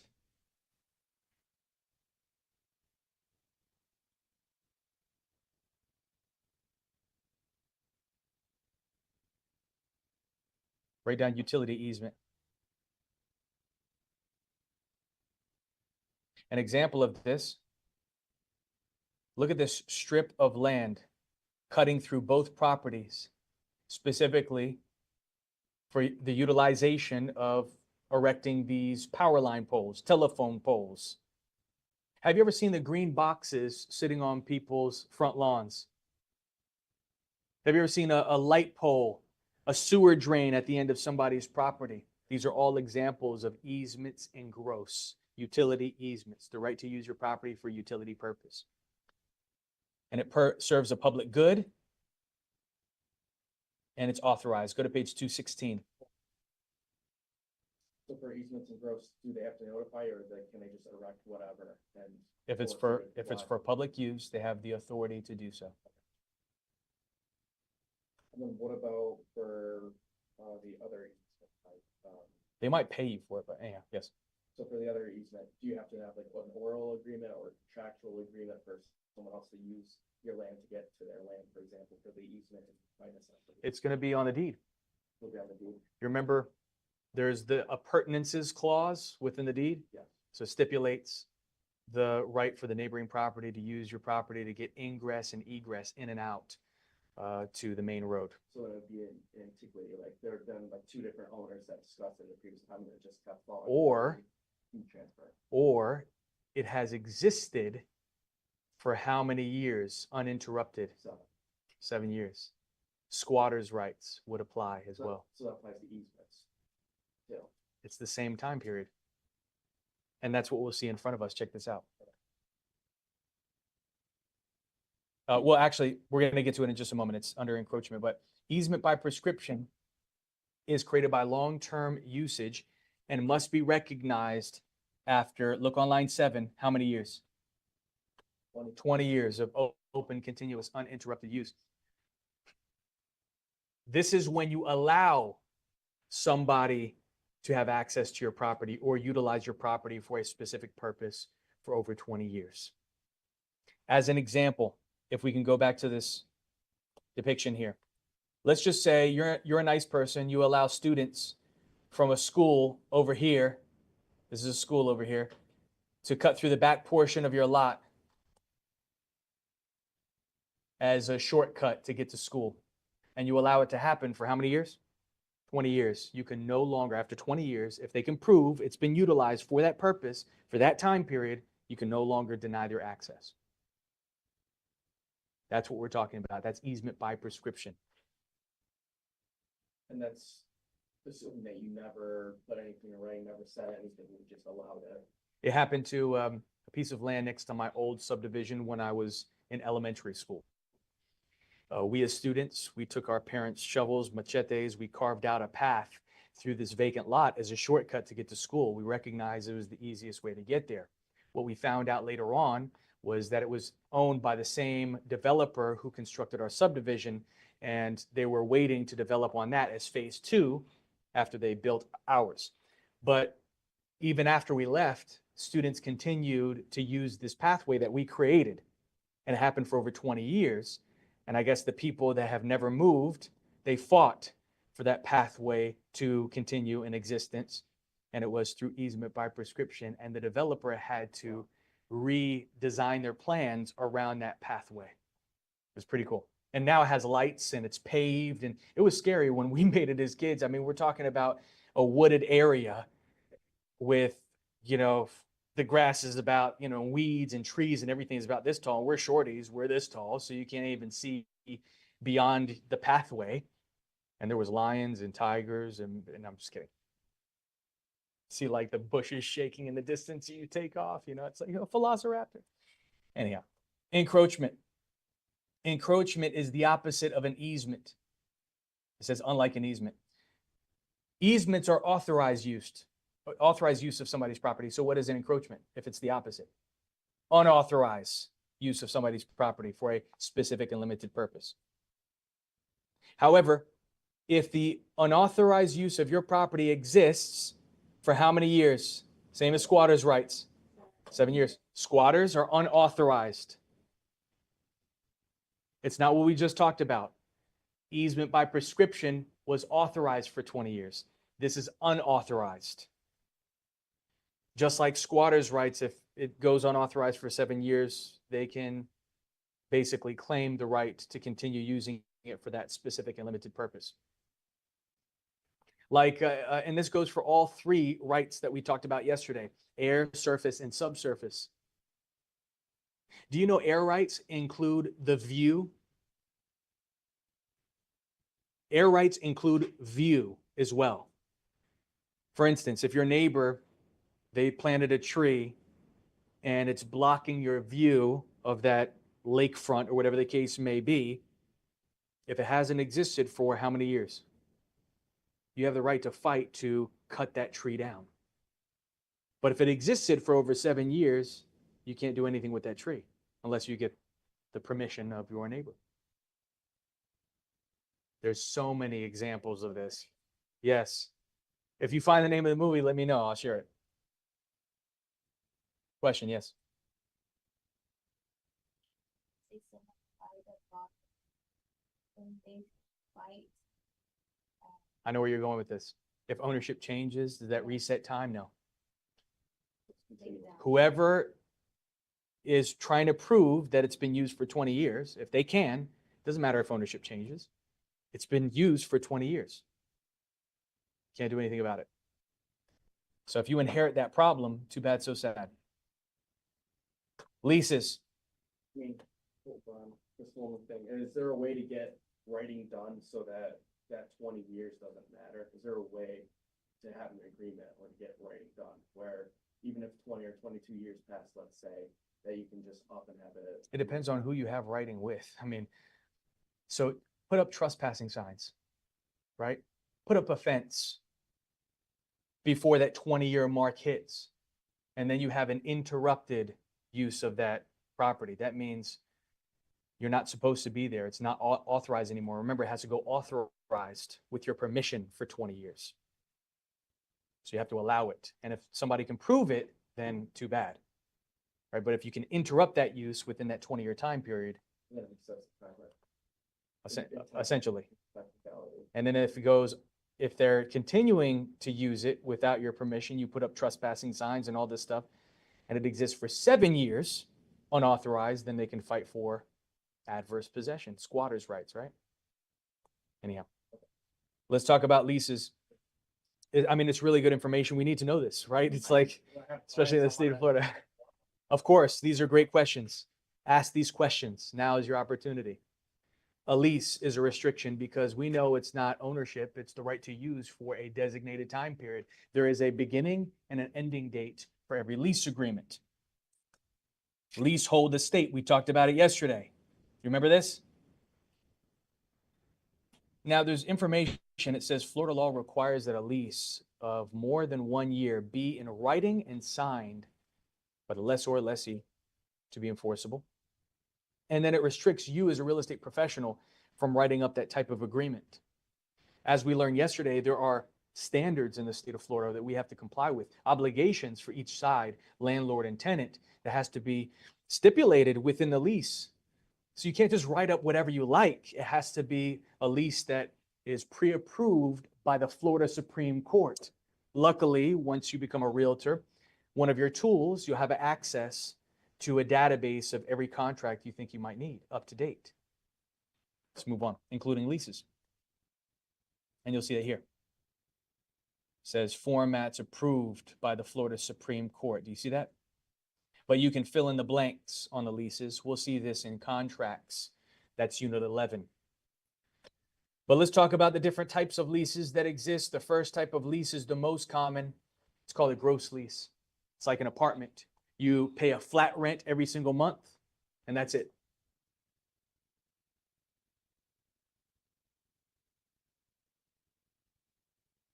You see flat lease, straight lease.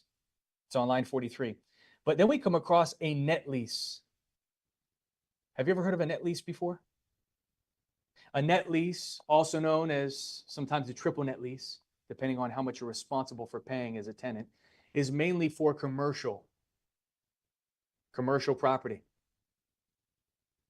You see businesses in shopping centers all the time, right? And you see like a Publix shopping center, you're like, oh man, Publix has shopping centers all over the place. Publix does not own these shopping centers. Publix is a tenant. And most likely they're a triple net lease tenant. which means they pay for all expenses for that property. What type of expenses are you responsible for as a property owner? What about property taxes? What about insurance? What about maintenance? So through a net lease or triple net lease, they charge the tenant everything. They pay not just the rent per square foot usually, so depending on the size you have will dictate your base rent, but then they charge you CAM, common area maintenance. They charge you to maintain the shopping center, the landscaping, the roofs, the walls, the parking lots, the covered pathways, if they repaint it.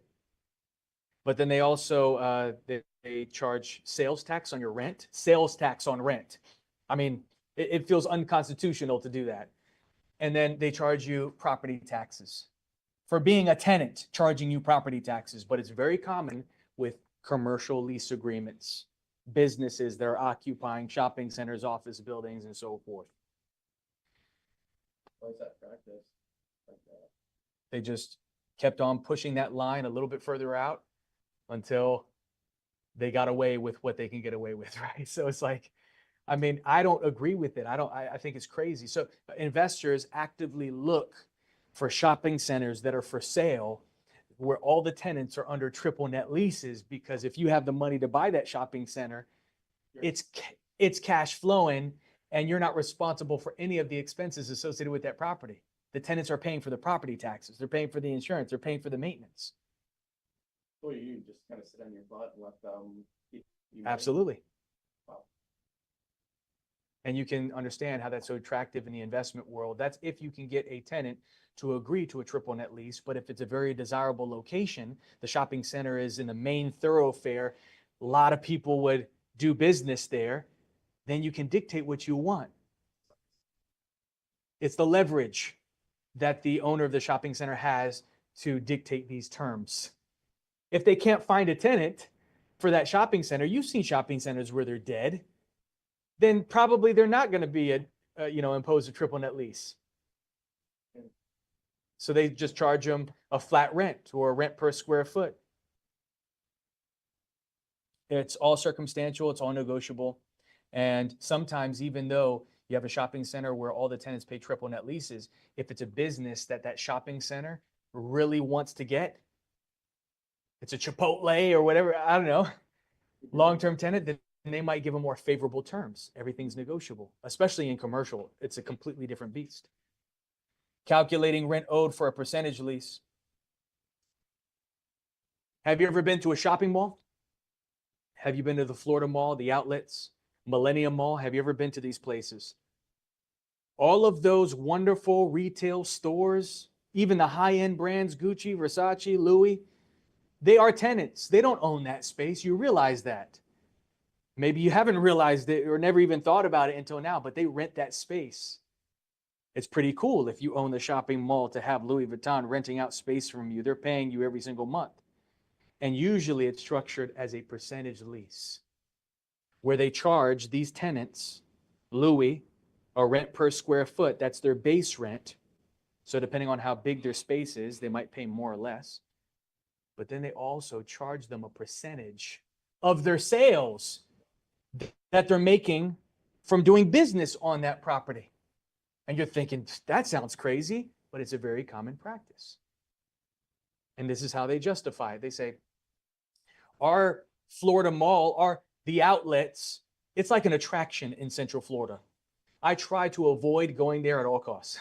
I'd rather buy online than be caught in the traffic and the crowd and everybody shoulder to shoulder. It's madness, especially during the holidays, but sometimes you have no choice.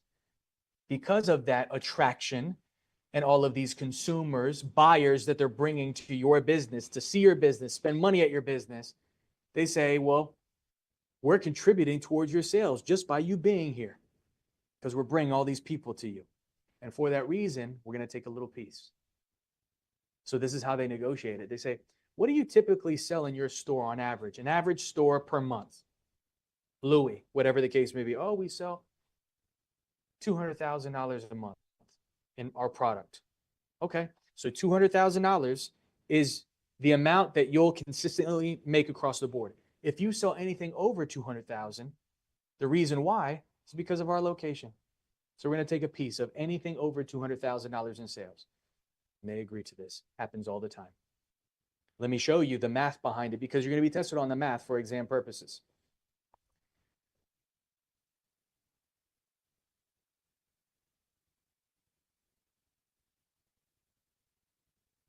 Okay.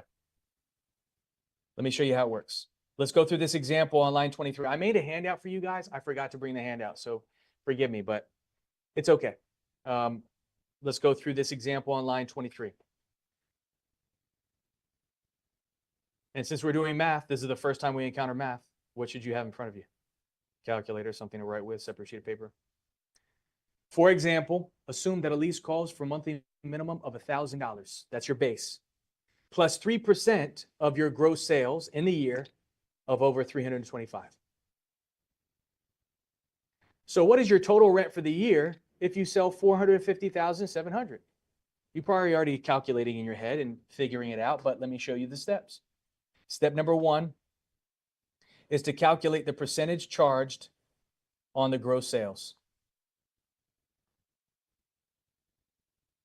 It's actually like step number 1 and 2, as you can see. I organize it in a different way. I like to calculate the base rent first, but it's okay. We can do it in these steps. If you follow along, let's figure out, look what it says, begin by determining how much of the gross sales is subject to the 3% charge. Well, they said you sold how much in the year? 450, 700. But they said if you go over what amount? 325. So subtract it, and how much more sales did you receive in the year when you subtract? You see it on line 27, 125,700. And they want 3% of that amount. So step number 2, go ahead and multiply that. And what do you get? When you take 125,700, multiply it by 3%, same thing as 0.03 in decimal form. Just because you sold more in the year, they're going to take an extra $3,771. Yes, question. Yeah, not net. Because you can write off everything. You say, well, we pay employees, we pay this, we pay that, and oh, we're only left with this amount. But yes, it's typically gross in real life. That's the additional rent you pay because of your sales. But then, what's your base rent per month? If you go to the next page, line 3, $1,000. Well, how much is that for the year? Multiply by what? 12. And that gives you $12,000 for the year. The last step is to add. You see? Your base rent is $12,000 plus the additional rent for your sales. What's your total rent for the year? $15,771. That's actually not that much in rent, commercial property. But regardless, this is how it works. And I'm going to show you some steps on a handout. I can pull up the handout, actually. Let me do that. And those of you who are taking class online, you have access to these handouts already.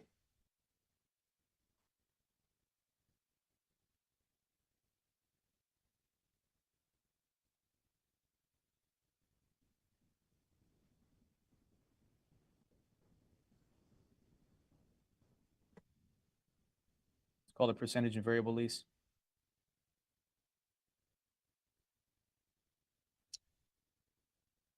And you have access to this as well, but I usually print them out and give them to you in class. So I will do that.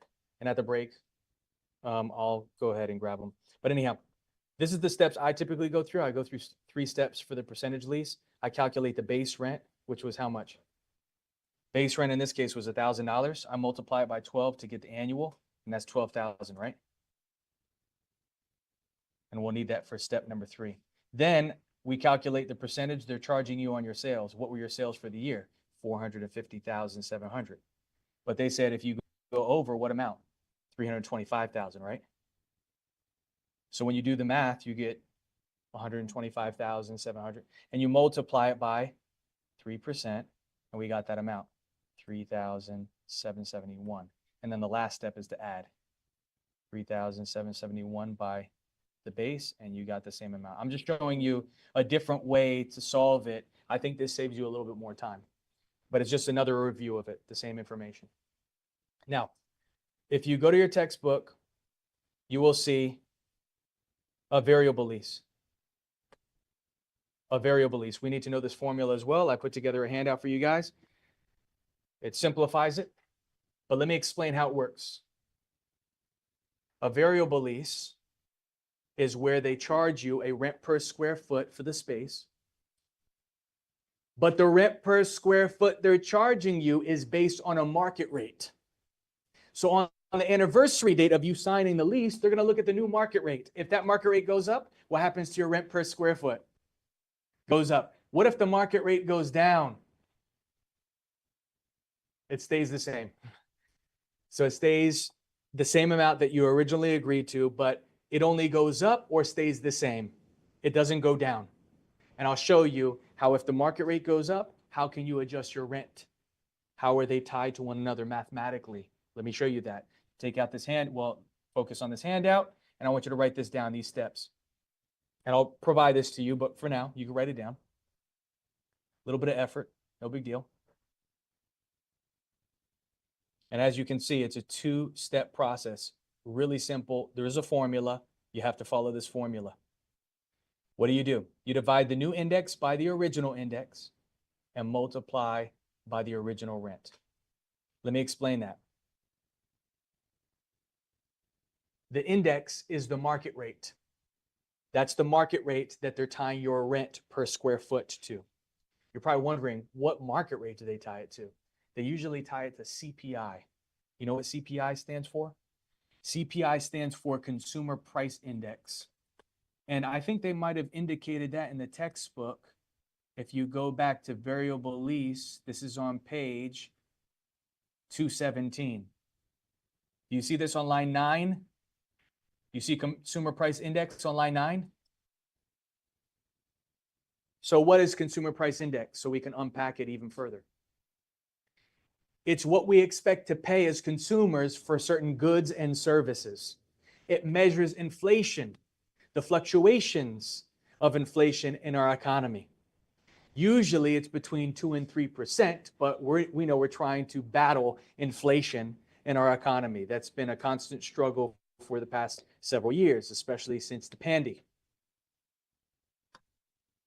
So on the anniversary date of you signing the lease, they're going to look at the new index, the new market rate. In this case, what is the new CPI? If the CPI, inflation, goes up in our economy, guess what? Your rent per square foot is going to go up. This is how it works. And we can go deeper into it, but you're probably not going to be able to grasp it at this moment. We'll save it for a later unit. Let's use an example in the textbook, actually. Look what it says here on line 8, page 218, line 8. For example, assume that a building rents for $12 per square foot with an index market rate of 1.5, but the market rate now increases to 1.8. So what's your new rental rate? Let's see how it works. Go to this. I'm going to show you on this handout. The new index, they said, is what? It started at 1.5, but now it's 1.8. And you divide that, you see the division symbol, by the original, 1.5. Do the math on that. Tell me what you get. Yeah, take 1.8 and divide it by 1.2. Tell me what you get. Everybody should be going through these motions. And you get 1.2?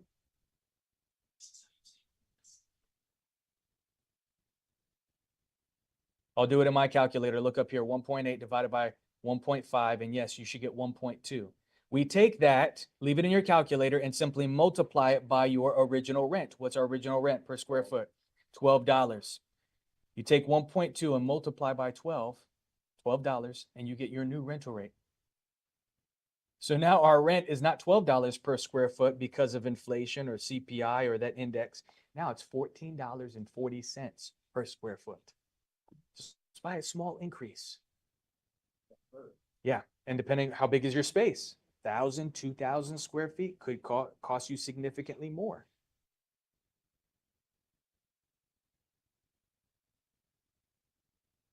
Correct. Unless you increase your sales and then you charge for more for your items. And then can you compete with other companies that are larger, that are more competitive with their pricing? It's just, that's the catch 22, right? It's like chicken before the egg thing.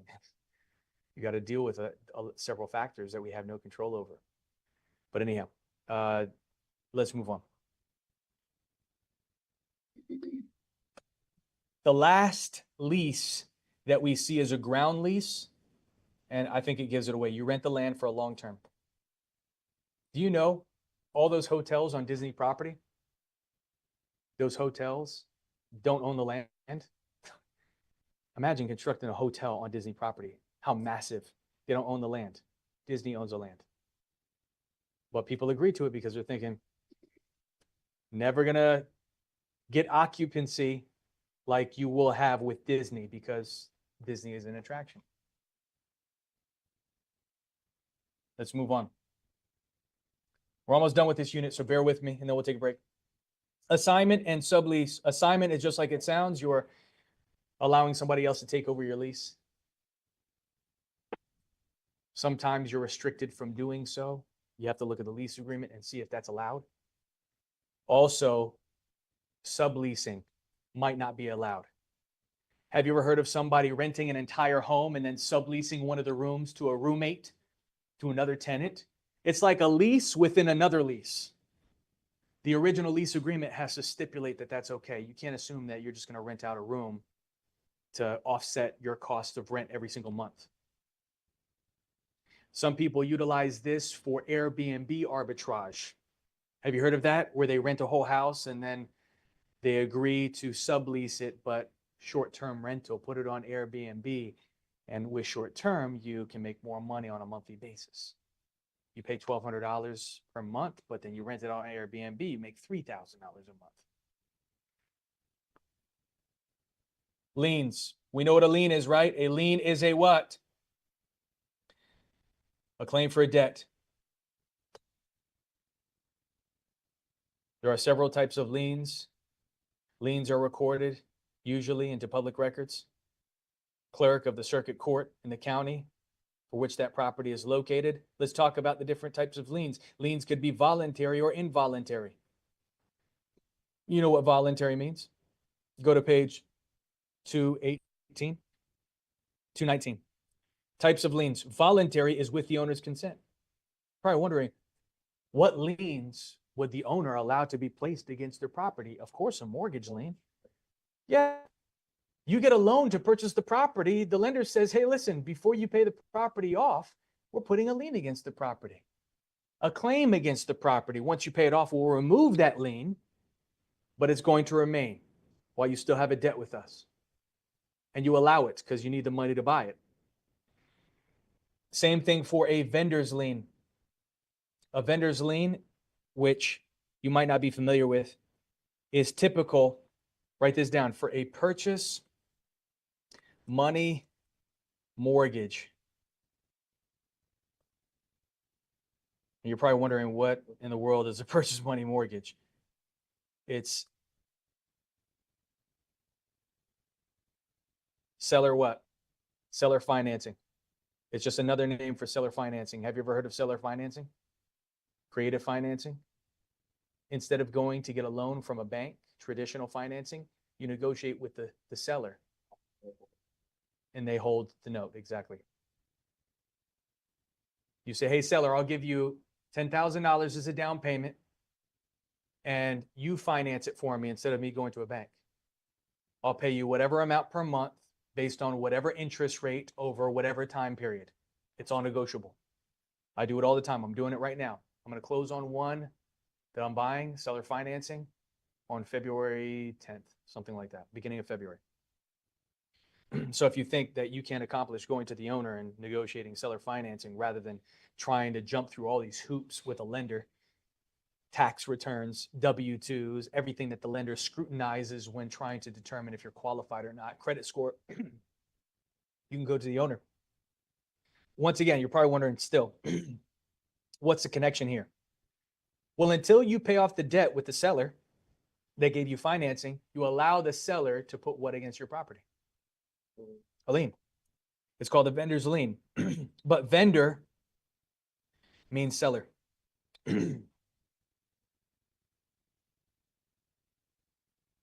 There's two parties to a sale contract. There's the vendor and the vendee. There's two parties to a sale contract. Purchase and sale of real estate. A vendor is the seller, which means the vendee is the what? The buyer. So a vendor's lien is a seller's lien, specifically when you do seller financing. Until you pay off the debt with the seller, they put a vendor's lien. Excuse me. Involuntary liens without the owner's consent. Judgment lien, that's if you lost a lawsuit. Property tax lien. By the way, these ones are going to be attached to the property. These ones are going to be attached to an individual. I want you to write this down.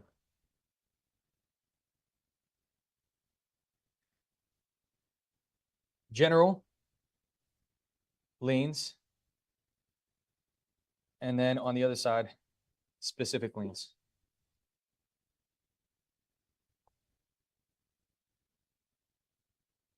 For general meaning, like it's attached to the deed and specific to you? General liens are going to be attached to an individual.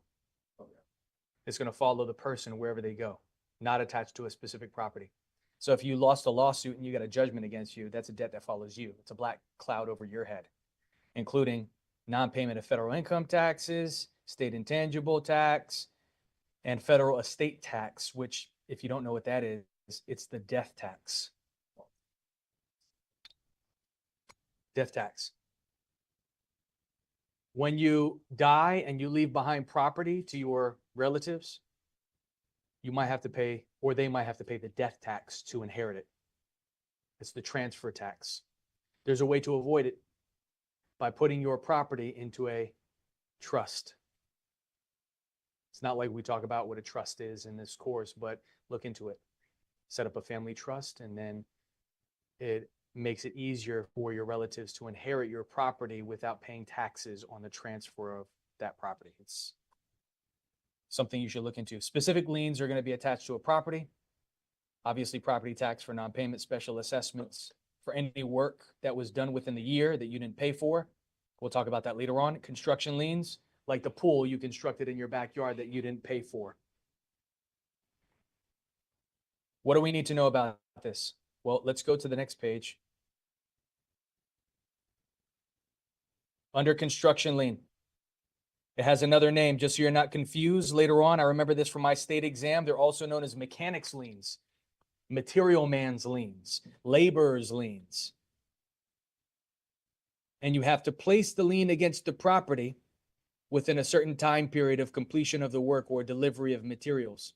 Do you see it? Within how many days? 90 days, line 34.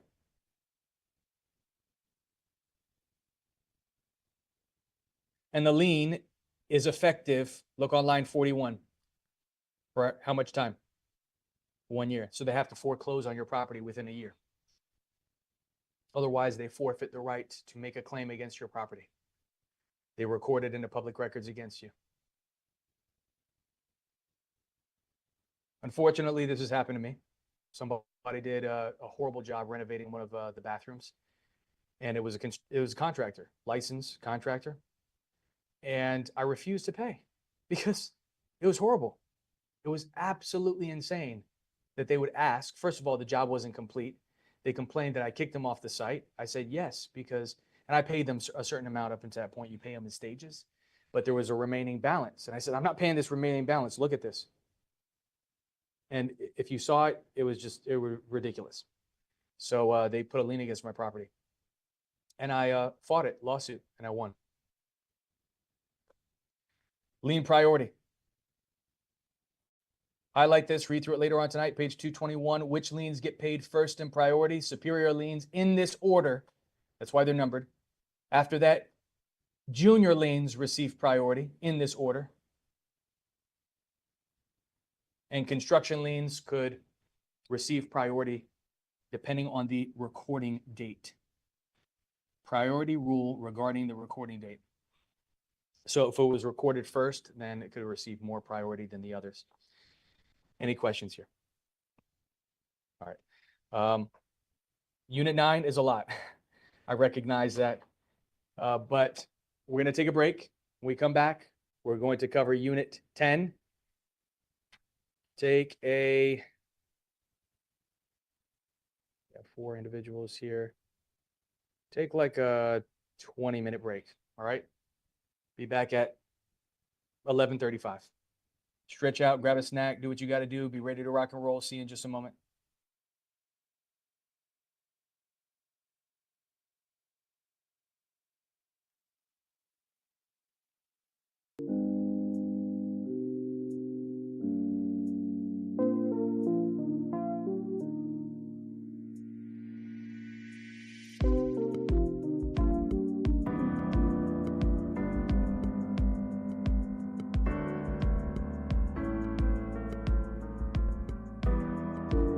Hi, my name is Crystal Rivera, and I'm a realtor with Live Realty at Nona. I decided to be a real estate agent for my love of helping others, thinking about helping them with their first home, with their first apartment, with their first investment property. Flipping homes is what started me in the business. My husband is into flipping homes, so I went from nursing, which I'm still currently doing, but now going into real estate. Decided to use Cameron Academy because of my nursing schedule and how their schedule works well with my schedule. Did not expect to be prepared as I was. Michael was amazing. He prepared me in 2 weeks to take the test, literally 5 days after I completed the class. And 3 days after that, I was already signed with Live Realty. And here we are 5 weeks later, and I have my first listing. So definitely prepared me well for the real estate industry, and just all that's to come. I'm excited, and I wish everybody luck. Hey, my name's Jonathan Gibson. I am from Orlando, Florida. I had started my career in real estate based on wanting to... I started out my journey in real estate with Cameron Academy because I read a lot of online reviews, and there were exceptional reviews about Cameron. When I got here, I wasn't disappointed at all. I realized Michael was the best teacher, and he helped me learn everything I needed to know about real estate. And he's a very good instructor. He's thorough. He tells everything. He's one of the better professors. He's good at explaining stuff, helping you get through this and making it easy for everything. And I wanted to do real estate because I read some books and I bought homes, and I wanted to start renting out my property. And I know we had, based on my research online from Google and everything, I knew I had to do a school for Florida and do the 63-hour course. And I looked it up, came to Cameron Academy. It's been the best thing ever. He's helped us with connections. He's brought in different realtors and brokers, plus find work after the academy. So if you're wanting to learn anything about real estate, I would definitely recommend Cameron Academy. Hi, my name is Tamara Fletcher, and I have experience in education. I've worked in education for over 17 years, but I always wanted to get into real estate. I wanted to get into real estate because I love a couple of things.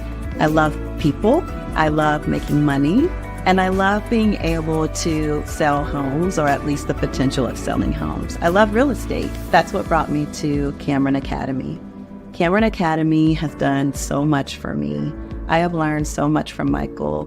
The information that I've gained here has made me feel so prepared for the state exam as well as the exam at the end of the course.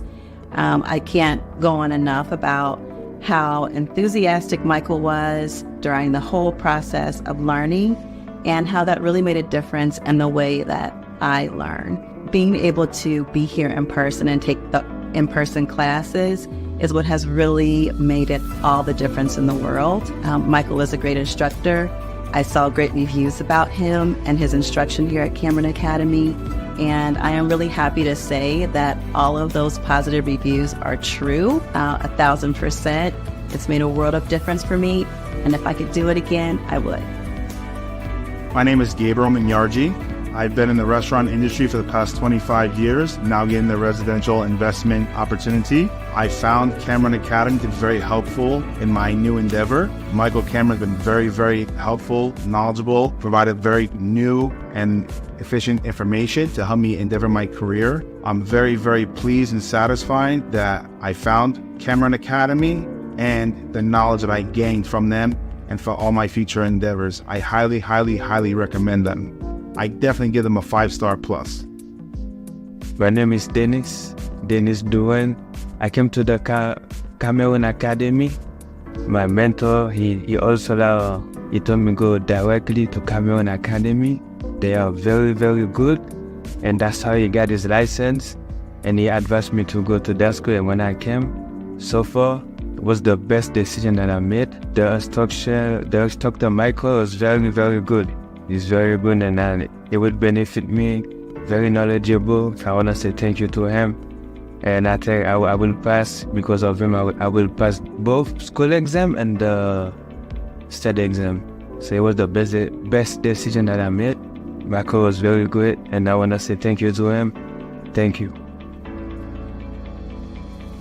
Hi, my name is Samuel Ramirez. I'm an electrician. I got into real estate to get into my own deals and to see if I can sell some real estate for commission on the sides. Cameron Academy taught me a lot of things. It taught me different things that I didn't know about real estate. It cleared up some misconceptions that I had. Michael was a great teacher. He taught me a lot about real estate that I didn't know, and it just opened my eyes a lot more and made me just very motivated to get into this. And I think anyone should go to Cameron Academy. Mi nombre es Rolly Peralta y acabo de terminar las clases aquí en la Academia Cameron con el profesor Michael. He aprendido mucho y estoy muy agradecido con Michael por todo lo que me ha enseñado. Yo quiero ser un real estate agent para seguir invirtiendo en el futuro y también ayudar a algunas familias a adquirir sus sueños. Estoy muy agradecido con Michael y invito a todas las personas a venir a esta academia. 大家好，我叫 Rudy，我很开心能够跟 Michael 上学，因为他在real estate 这方面学到了给我很多知识，我也很开心能够选到他，因为不是每个人都可以教你，他能够教你的东西，他有很多的实力，有很多的经验，而且很风趣，所以对于我来讲是一件非常幸运的事情。那我个人想做房地产投资，所以我必须要有最专业的知识去帮助我自己。很幸运的能够选到 Michael， 所以我希望大家以后能够给他一个机会去跟他做投资，不会让你丢钱，这个很重要。所以祝你们好运，希望能以后见到你们，谢谢，拜拜。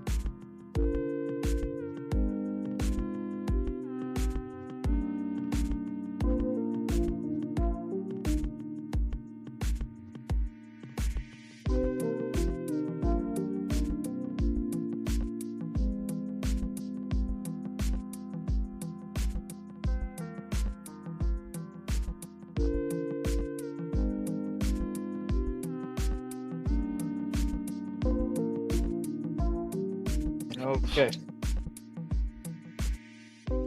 Handouts in front of you. We're going to utilize those in just a moment. Let's go ahead and get started with Unit 10. Unit 10 is all about legal descriptions. Real property is described and located utilizing legal descriptions. And there are 3 methods of legal descriptions that we are going to discuss. That's what this unit is all about. So focus on your textbook first. Bear with me. We're going to begin on page, go to page 230. We know we have to accurately describe property. Uh-oh. Okay, just making sure my microphone is on. That's displayed on the deed, of course. And you'll see on line 2. Page 230, line 2. There are 3 types of legal descriptions used today: meets and bounds, government survey system, and lot and block description. Meets and bounds is the first one that we encounter. So we're going to focus on this. It's on line 4. Learn some facts. It's the oldest survey method.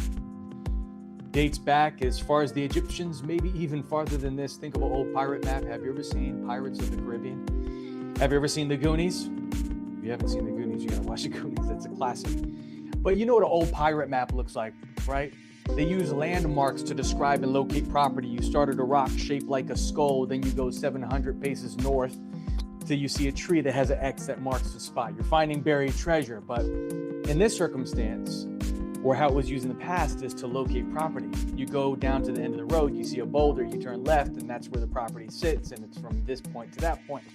It wouldn't work today, even though in some countries there are still properties described in that fashion. But more like third world countries, today we use computer softwares. You see this? Surveyors use computer software, laser equipment, to create the most accurate surveys possible. Meets and bounds is used to measure both regular and irregular shaped properties. Highlight this because you're going to see it for your homework tonight. Line 7. Meets is, or refers to what? This is, and bounds refers to direction.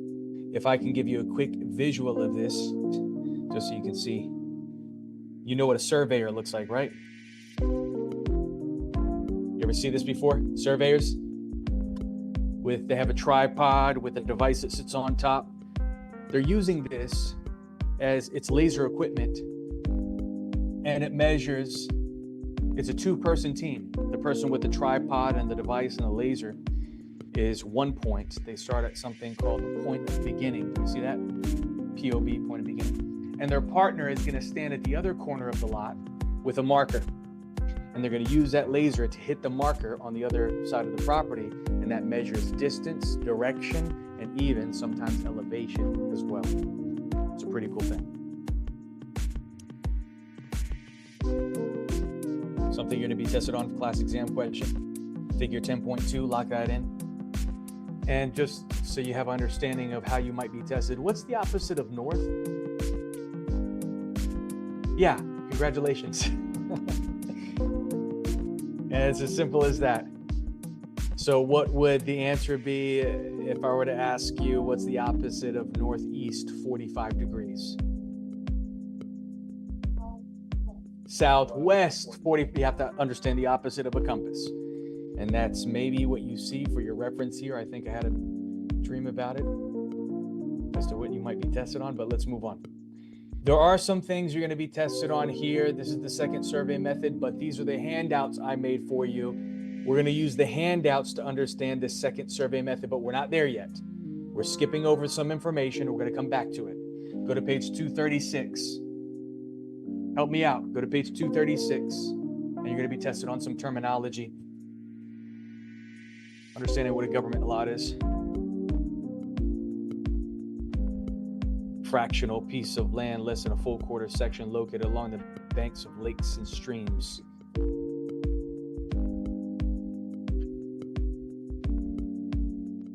Okay. Let's move on to page 238. Go to page 238. Lock this in.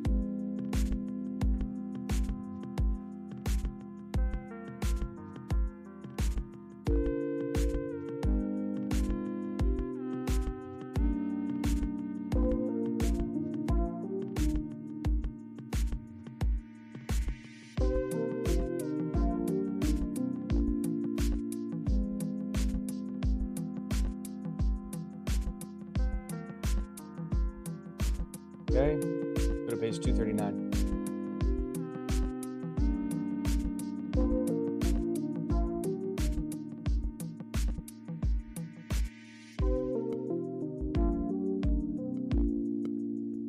Lock that in.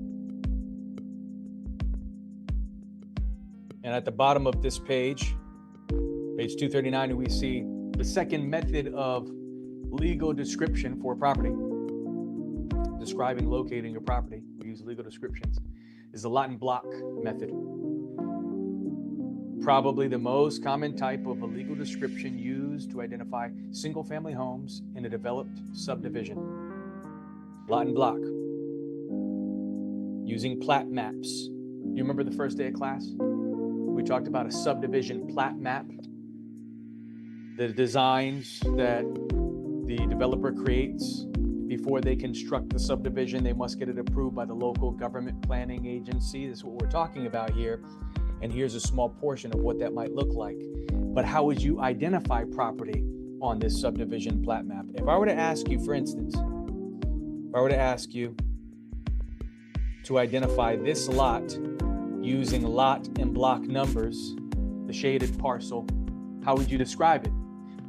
Well, you would say it's lot number what? 5, block what? Block B. You understand? If I were to ask you to identify this lot right here, how would you identify it? Lot 1, block A. Any questions? All right, close your book. Yeah, close your book. I'm not joking. Turn to your handouts. Turn to your handouts. What I skipped over in the textbook was the government survey system, the second method of legal description. We're going to focus on that right now. Turn to this handout that I provided to you. What was that? You only have one. Oh, no, we have them. What do you mean? Oh, yeah. Oh, my gosh. I thought you gave them all to me. I was just like, we only got one. Okay. No, I pass those out. Confusion. It's okay. No worries. So check this out. I'm going to start things at a very basic level and build on top of it. This is one of the things I don't think you should be required to learn as a real estate professional. Not that you don't take this serious. I need you to pay attention and participate. Everything is in front of you. It's easy to participate. Shout out what's in front of you. Should be as simple as that. Do you remember in school when we had something like this? In the middle was a 0. And numbers that were going this way were what? Positive. Good job. Numbers that were going this way were what? Negative. Do you remember the official name for this?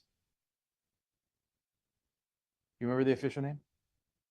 Good guess. Integers. You remember integers? Okay. Then we got a little bit more advanced. Usually when we got into geometry and so forth. In the middle was a 0 by 0. Numbers that were going this way were what? Negative. Numbers that were going this way were what? Positive. And this is an X and Y axis, a coordinate plane. And by knowing coordinates, you're able to find specific points on the coordinate plane. Do you remember that? All right, we're building on something here to understand how this works. We use a similar method or methodology in the government survey system, also known as the rectangular or grid system. You're basically putting an invisible grid over the state of Florida, and by knowing coordinates on that grid, you're able to describe and locate your property. So there was effort that was made in order to create this grid, map out the entire state of Florida, and it wasn't recent. Today we have technology. Back then, when it was first established, they didn't have the same technology. I'll talk about that in just a moment. But for now, if I can give you a visual and help you understand how this works. This 0 by 0, the middle of our grid, just so happens to be the capital, our unfortunate capital of Florida, which is what? Tallahassee. If I can give you a visual of this.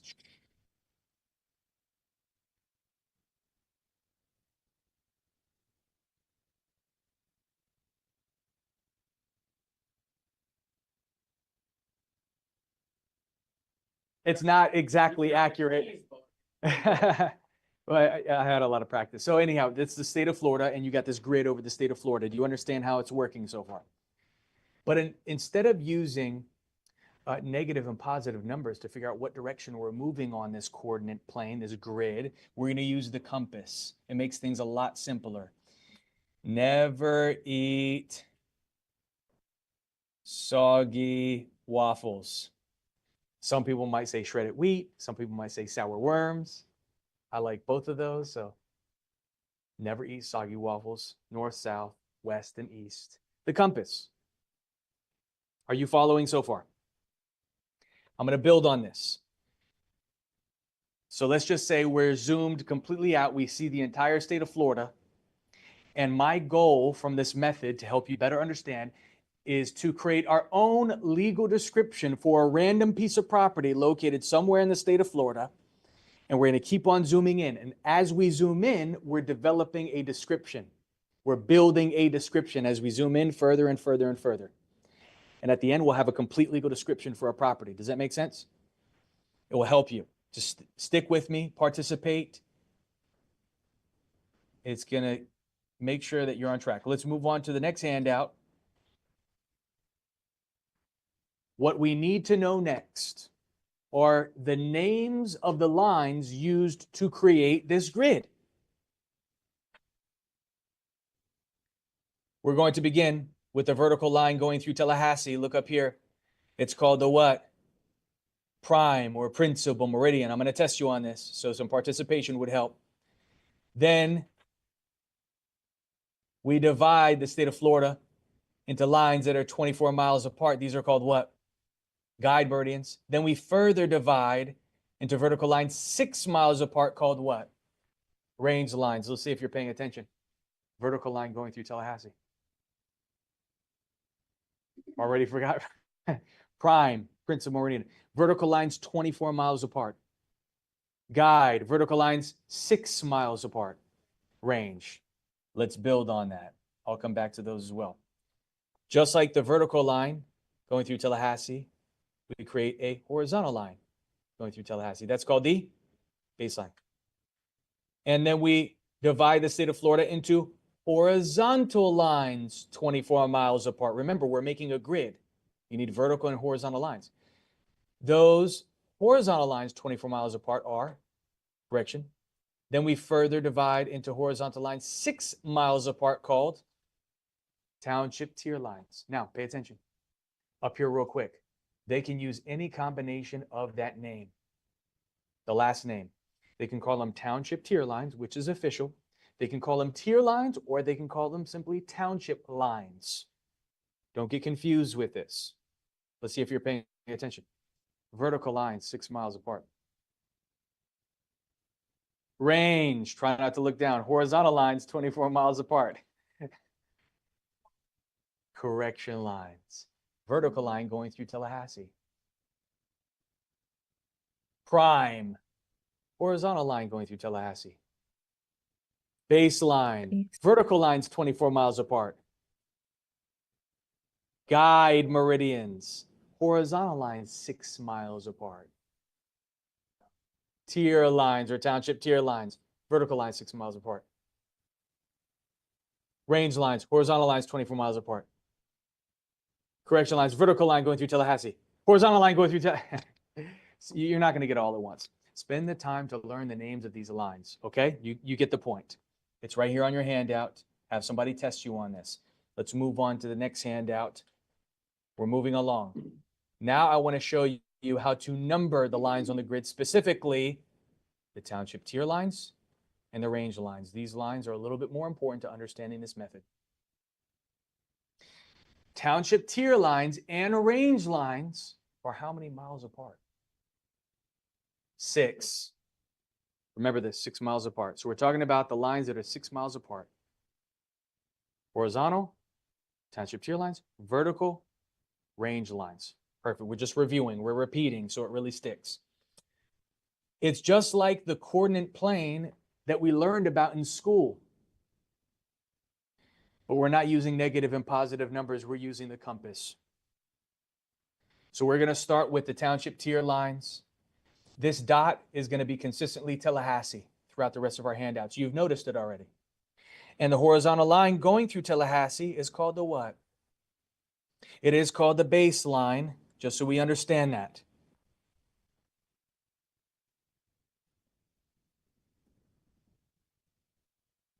And we're going to start with the first tier line above the baseline. How would you label it? I'll explain. Each one of these horizontal lines, 6 miles apart, is a tier line. And we're going to use a letter to represent that it's a tier line, identify it's a tier line. What letter do you think we're going to use to represent it as it's a tier line? The letter T. And it's the first tier line that would be T1 above the above the baseline. So that would be in what direction? And what letter do we use to represent it's moving towards the north? So the first line will be T1N. That means the next line above it would be T2N. The next line above that would be T3N, continues on, stretching across the state of Florida. So it's just like what we learned in school. We start in the center. As we expand, the numbers increase. Now let's talk about the tier lines below the baseline. It's a tier line, the first one, T, representing its tier. The first, below the baseline, T1. But if it's moving below, what direction is that towards? So it'd be T1S. The next line will be T2S. The next line would be T3S. Continues on. Do you follow? Stretching across the state of Florida. You can imagine? Dozens. 6 miles apart. I think Florida is like 300 and some odd miles from top to bottom. Now let's focus on the range lines. Vertical line 6 miles apart. This dot is Tallahassee. The vertical line going through Tallahassee is called the what? Meridian. Prime or principal meridian. And these vertical lines exist either to the west or to the east of that prime meridian. So keep that in mind. I think you already got the hang of it. Yes. This is a range line, the first one, which we represent with the letter R, representing range. It's the first, R1. And what direction is it moving towards?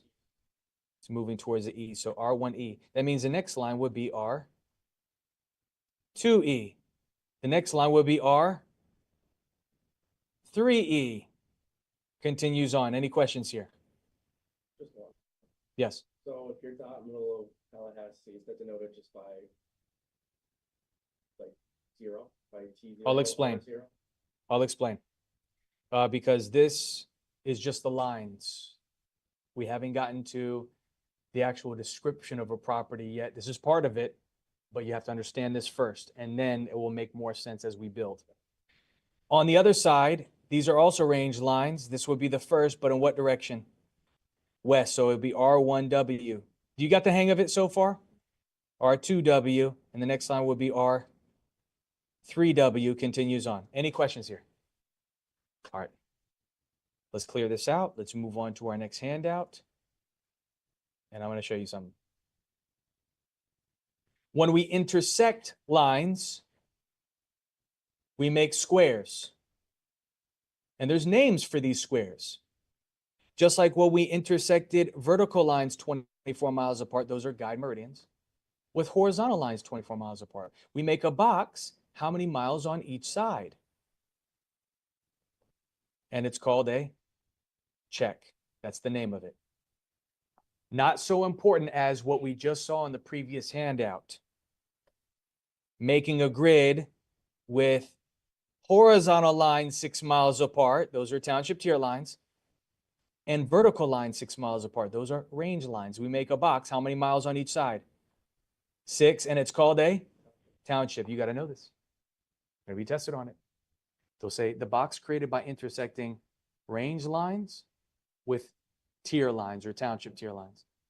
It makes a box 6 miles on each side. This box is called a township, not to be confused with the township line, okay?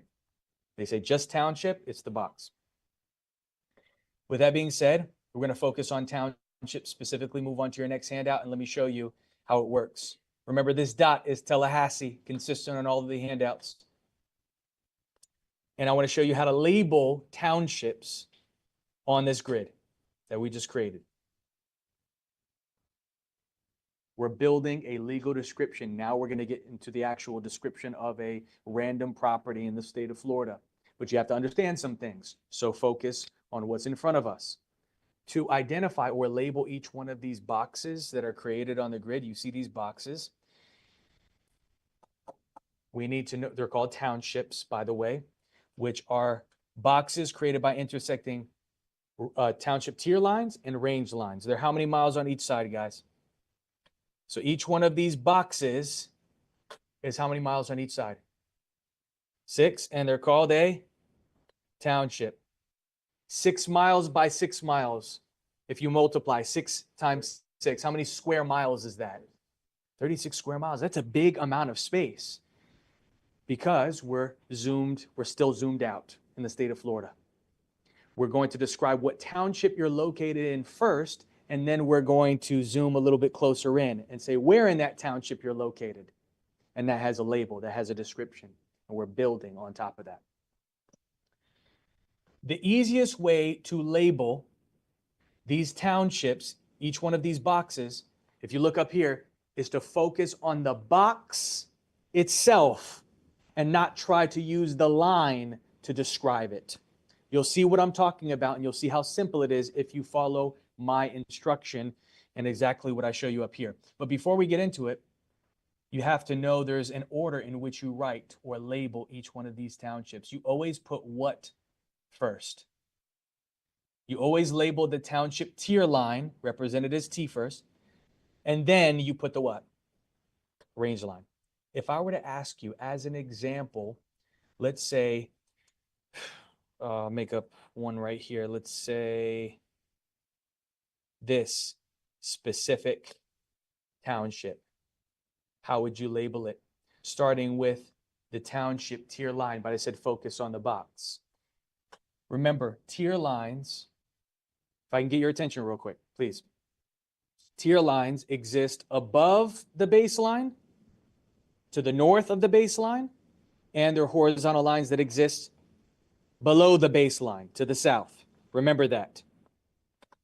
If we were to focus on the box, then this is the first box below the baseline. Do you see this is the baseline? So we would label that as T1. And what direction is it moving towards? Below the baseline. So it would be T1S. And it's, look up here, it's not the first box. Now we're going to focus on the range.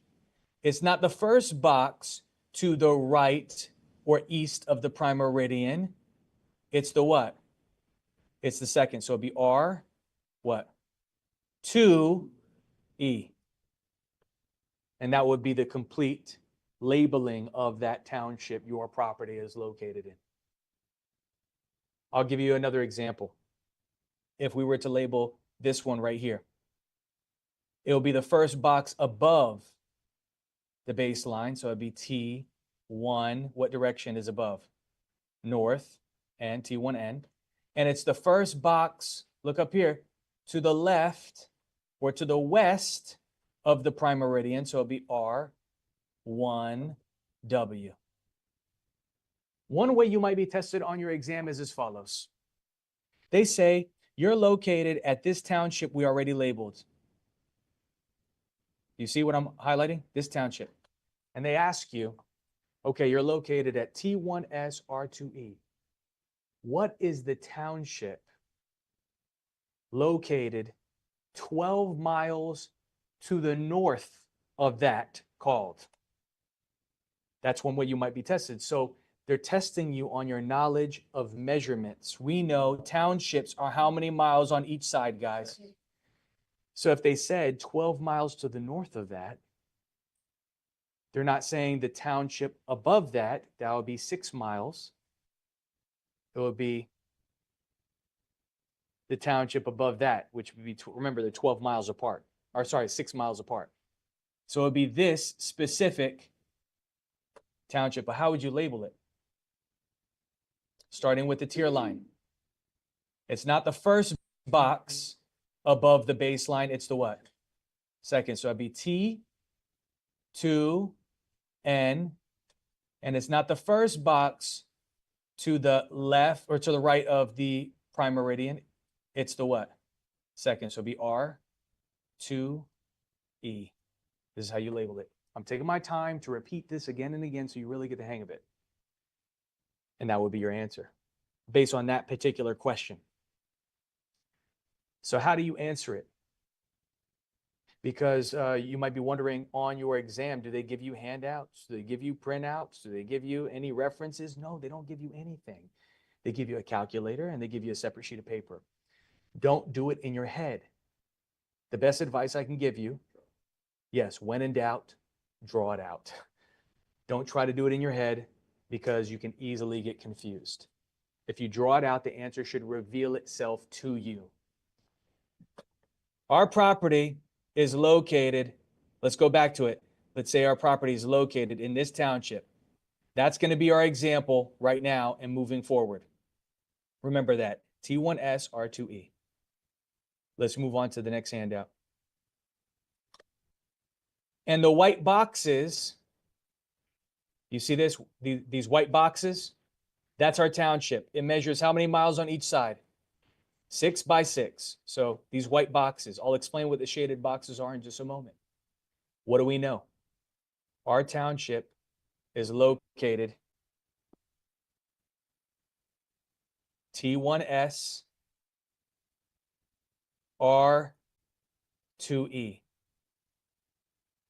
But this is what it looks like when you zoom in. You'll see the 6 miles by 6 miles, evenly distributed, 36 square miles. Our property is located somewhere within this 36 square miles. Does anybody own 36 square miles in here besides Disney? Disney is like 42 square miles and they're even buying more property. Not my property, most people's properties, no. They're located somewhere within that 36 square miles. So let's identify it. We call each one of these square miles is called a section. So how many sections are in a township? There's 36. Here's the logic behind it. You have to understand this. Townships are how many miles on each side? Which is how many square miles? Each square mile is called a, so therefore a township has how many sections? I'm repeating it again and again. There is a funky way that you label each one of these sections in a township. How do you label each one of these 36 sections? I'll show you how they do it, and then I'll explain why they did it in this way. It will make sense, but it's just not efficient today because it was developed a while ago when there was no technology. You always start, no matter where the township is located in the state of Florida, you can imagine there's dozens. You always start in the northeast corner, the upper right corner with section number 1. You'll see it here, numbering order. Start in the northeast or upper right corner. And you continue labeling each section in a what type of fashion? What does it say? Yes, in that paragraph, it says in a snake-like fashion until you reach section number 36, because there's total 36, right? This is how you would label each one of those sections in a township. I mean, it's not efficient. You're thinking, why don't they start on the left and then move their way to the right? And then let me explain why they did it in this way. This was created, this method, in the early 1800s. Did we have even planes to take aerial photos of property so we can easily survey the land, measure the land, identify the land? No. We had to use teams of people, teams of surveyors that will put their life on the line. Imagine they're in the wilderness, they're in the swamp, they're walking and measuring the entire state of Florida with mile-long chains and ropes. So that's why they did it in this way. Imagine them starting at a specific point consistently, walking and measuring 1 square mile at a time. It was a daunting task, but we got it done. And they painfully make us learn it today, even though we have software, we have computers, we got satellites and all of this equipment to make our lives easier. They want you to earn your real estate license. And yeah, don't think of it as something intimidating because you only have a few questions on your state exam from this. Not that I want you to miss those questions, but I'll show you mainly how you're going to be tested. And it's not exactly what we've been learning up until this point. Mainly how you're tested is something a little bit different, but bear with me. You got to know this just in case. If we were to make up an example, let's say our property is located within one of those sections. I'll make it up. I'll say section 16. S stands for section 16. You see how we're developing a legal description, guys? You see how we're building? This is what we know so far. Our property is located in section what? 16 of what township? Well, we describe it as T1S R2E. Which one is 16? Well, remember, 8, 9, 10, 11, 12, 13, 14, 15, 16 would be right here. Do you follow why? Because you label in this fashion. Our property is located in this section within this entire township. This square mile within 36 square miles. Does anybody own 1 square mile of property in here? Most of us don't. So we have to keep on zooming into where is our property in that 1 square mile. We'll get there, but let me show you something as to how you might be tested on your exam. Another random question. They might say you're located at section 1 of a particular township.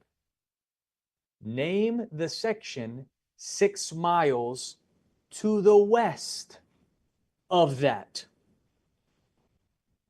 How would you answer that question? Well, each one of these sections is how many miles on each side? Each section. Each section is 1 mile on each side. So aren't they 1 mile apart? So if they said 6 miles away from section number 1, this would be 1, 2, 3, 4, 5. It would be right here. And now I get to explain what these shaded boxes are. Can you take a guess? The other town. It's the next township over. You understand? I just didn't show you the entire thing. I just showed you a portion of it. And how do you label each section within a township? You always start in the northeast corner with number 1. That would be your answer. And number in a what type of fashion? A snake-like fashion. Do you understand the visual now?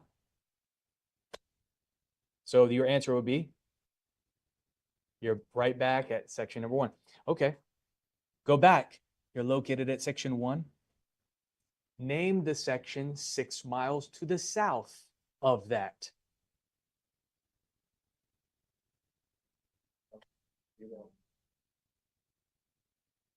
Well, look. 1, 2, 3, 4, 5, 6. You'd be right back at section number what? 1 of the township below. Now let's move on to our next handout. We know what section we're in. We said we're located in section number what? Section 16 of what township? T1S R2E. And our property within this entire 1 square mile is right here. Do you see the box that says your property? But how do we label that our property is located right there within that square mile?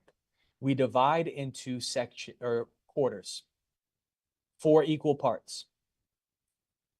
And this is how it would look when you divide it into 4 equal parts. I mean, just bear with me, it's not perfect. And then you label what quarter your property is located in. We'll look up here. Isn't this the southwest quarter? So that means this would be the southeast quarter. And up here would be the northeast quarter. What quarter are we located in?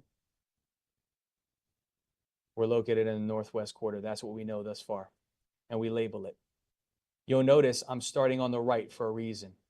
We're going to work our way to the left. It will make sense in a moment. Just bear with me. Have we zoomed in completely to our property yet? No, we have to keep on dividing. So divide into another set of 4 equal parts, quarters. It would look like this, for instance. What quarter are we located in now? Well, this is the northeast. This is the northwest quarter. This is the southwest quarter. So we're located where now? What quarter is this now? Southeast quarter. Do you understand why? And have we completely zoomed in yet? No. We do one more division. And what quarter are we located in now? Again, the southeast 1/4.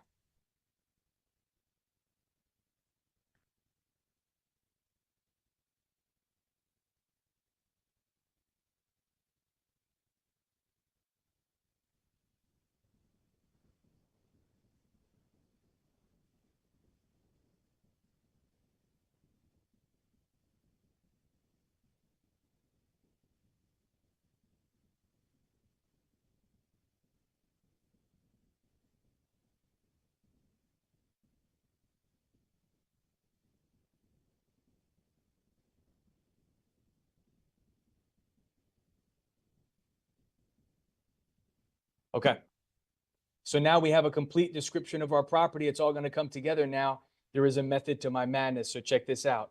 If you look up here, it will make sense. Our property is located in the southeast quarter. Is that true? Comma means of the southeast quarter. Is that true? Of the northwest quarter. Is that true? Of what section? What section is this? 16. Of what township? T1S R2E.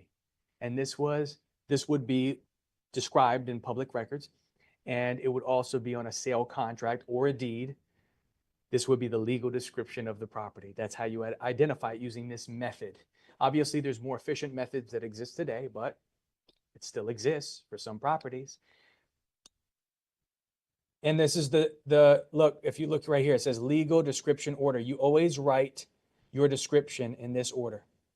STR, remember that, STR.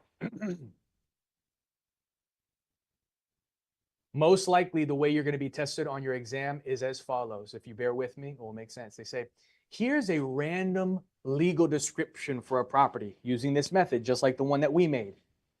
How many acres does that person own?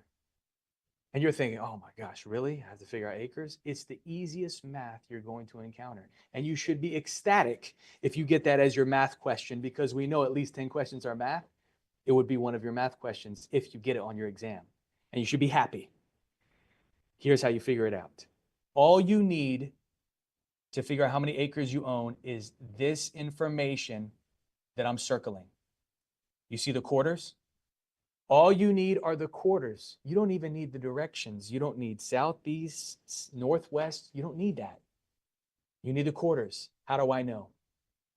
Because look, this description of our property is contained within a what? A section is how many square miles?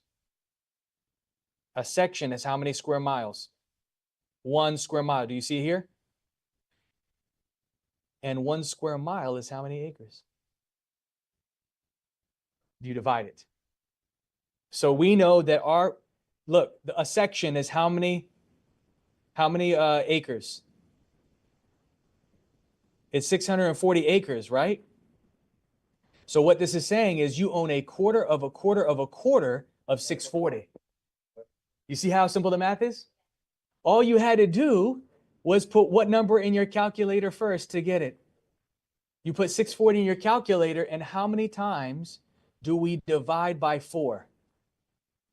How many times do we divide by 4? We divide by 4 3 times. So you take 640, it's already in your calculator, divide by 4, divide by 4, divide by 4. Hit that equal sign, you own 10 acres. I'll show you the math. It's right here. 640 in your calculator. Divide by 4, divide by 4, divide by 4. Hit that equal sign, and yes, you get 10 acres to confirm. You see how simple this is? If I were to give you a random legal description, it would be the same thing, same process. Let me share one with you and see if you guys can get it. I'm going to blank this out real quick. Let me see if I have some space somewhere. Let me do it here. A little bit more space. I'll give you a random legal description. I'll just make it up. And I'll ask you how many acres this person owns. Are you with me so far? Okay. Northwest quarter of the northwest quarter of the northwest quarter of the northwest quarter, and you own the southern half, of the southwest quarter of the southwest quarter of the southwest quarter. How many acres total do you own? That's the question. Well, first of all, can you identify for me how many properties do you see here? How many properties do you see here? 2. How do we know there's 2 properties?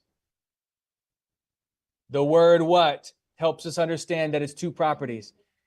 The word and. I want you to think of the word and as a plus or addition symbol. When they tell you quarter, quarter, quarter, quarter, and they're talking about a completely separate property. That separates them. So separate them. That means we're going to do a separate calculation for each property, correct? What number do we put in our calculator for each of them to start with?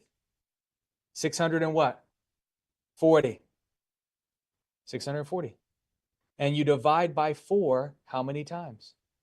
4 times. Do the math. 640. Divide by 4, divide by 4, divide by 4, divide by 4. Hit that equal sign and tell me what you get.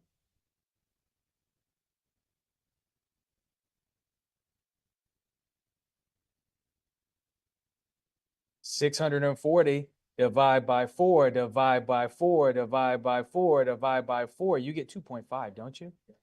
So that is what you get for the first 2.5 acres. But then we can move over to the next property, and guess what? It's the same process, guys. 640 in your calculator.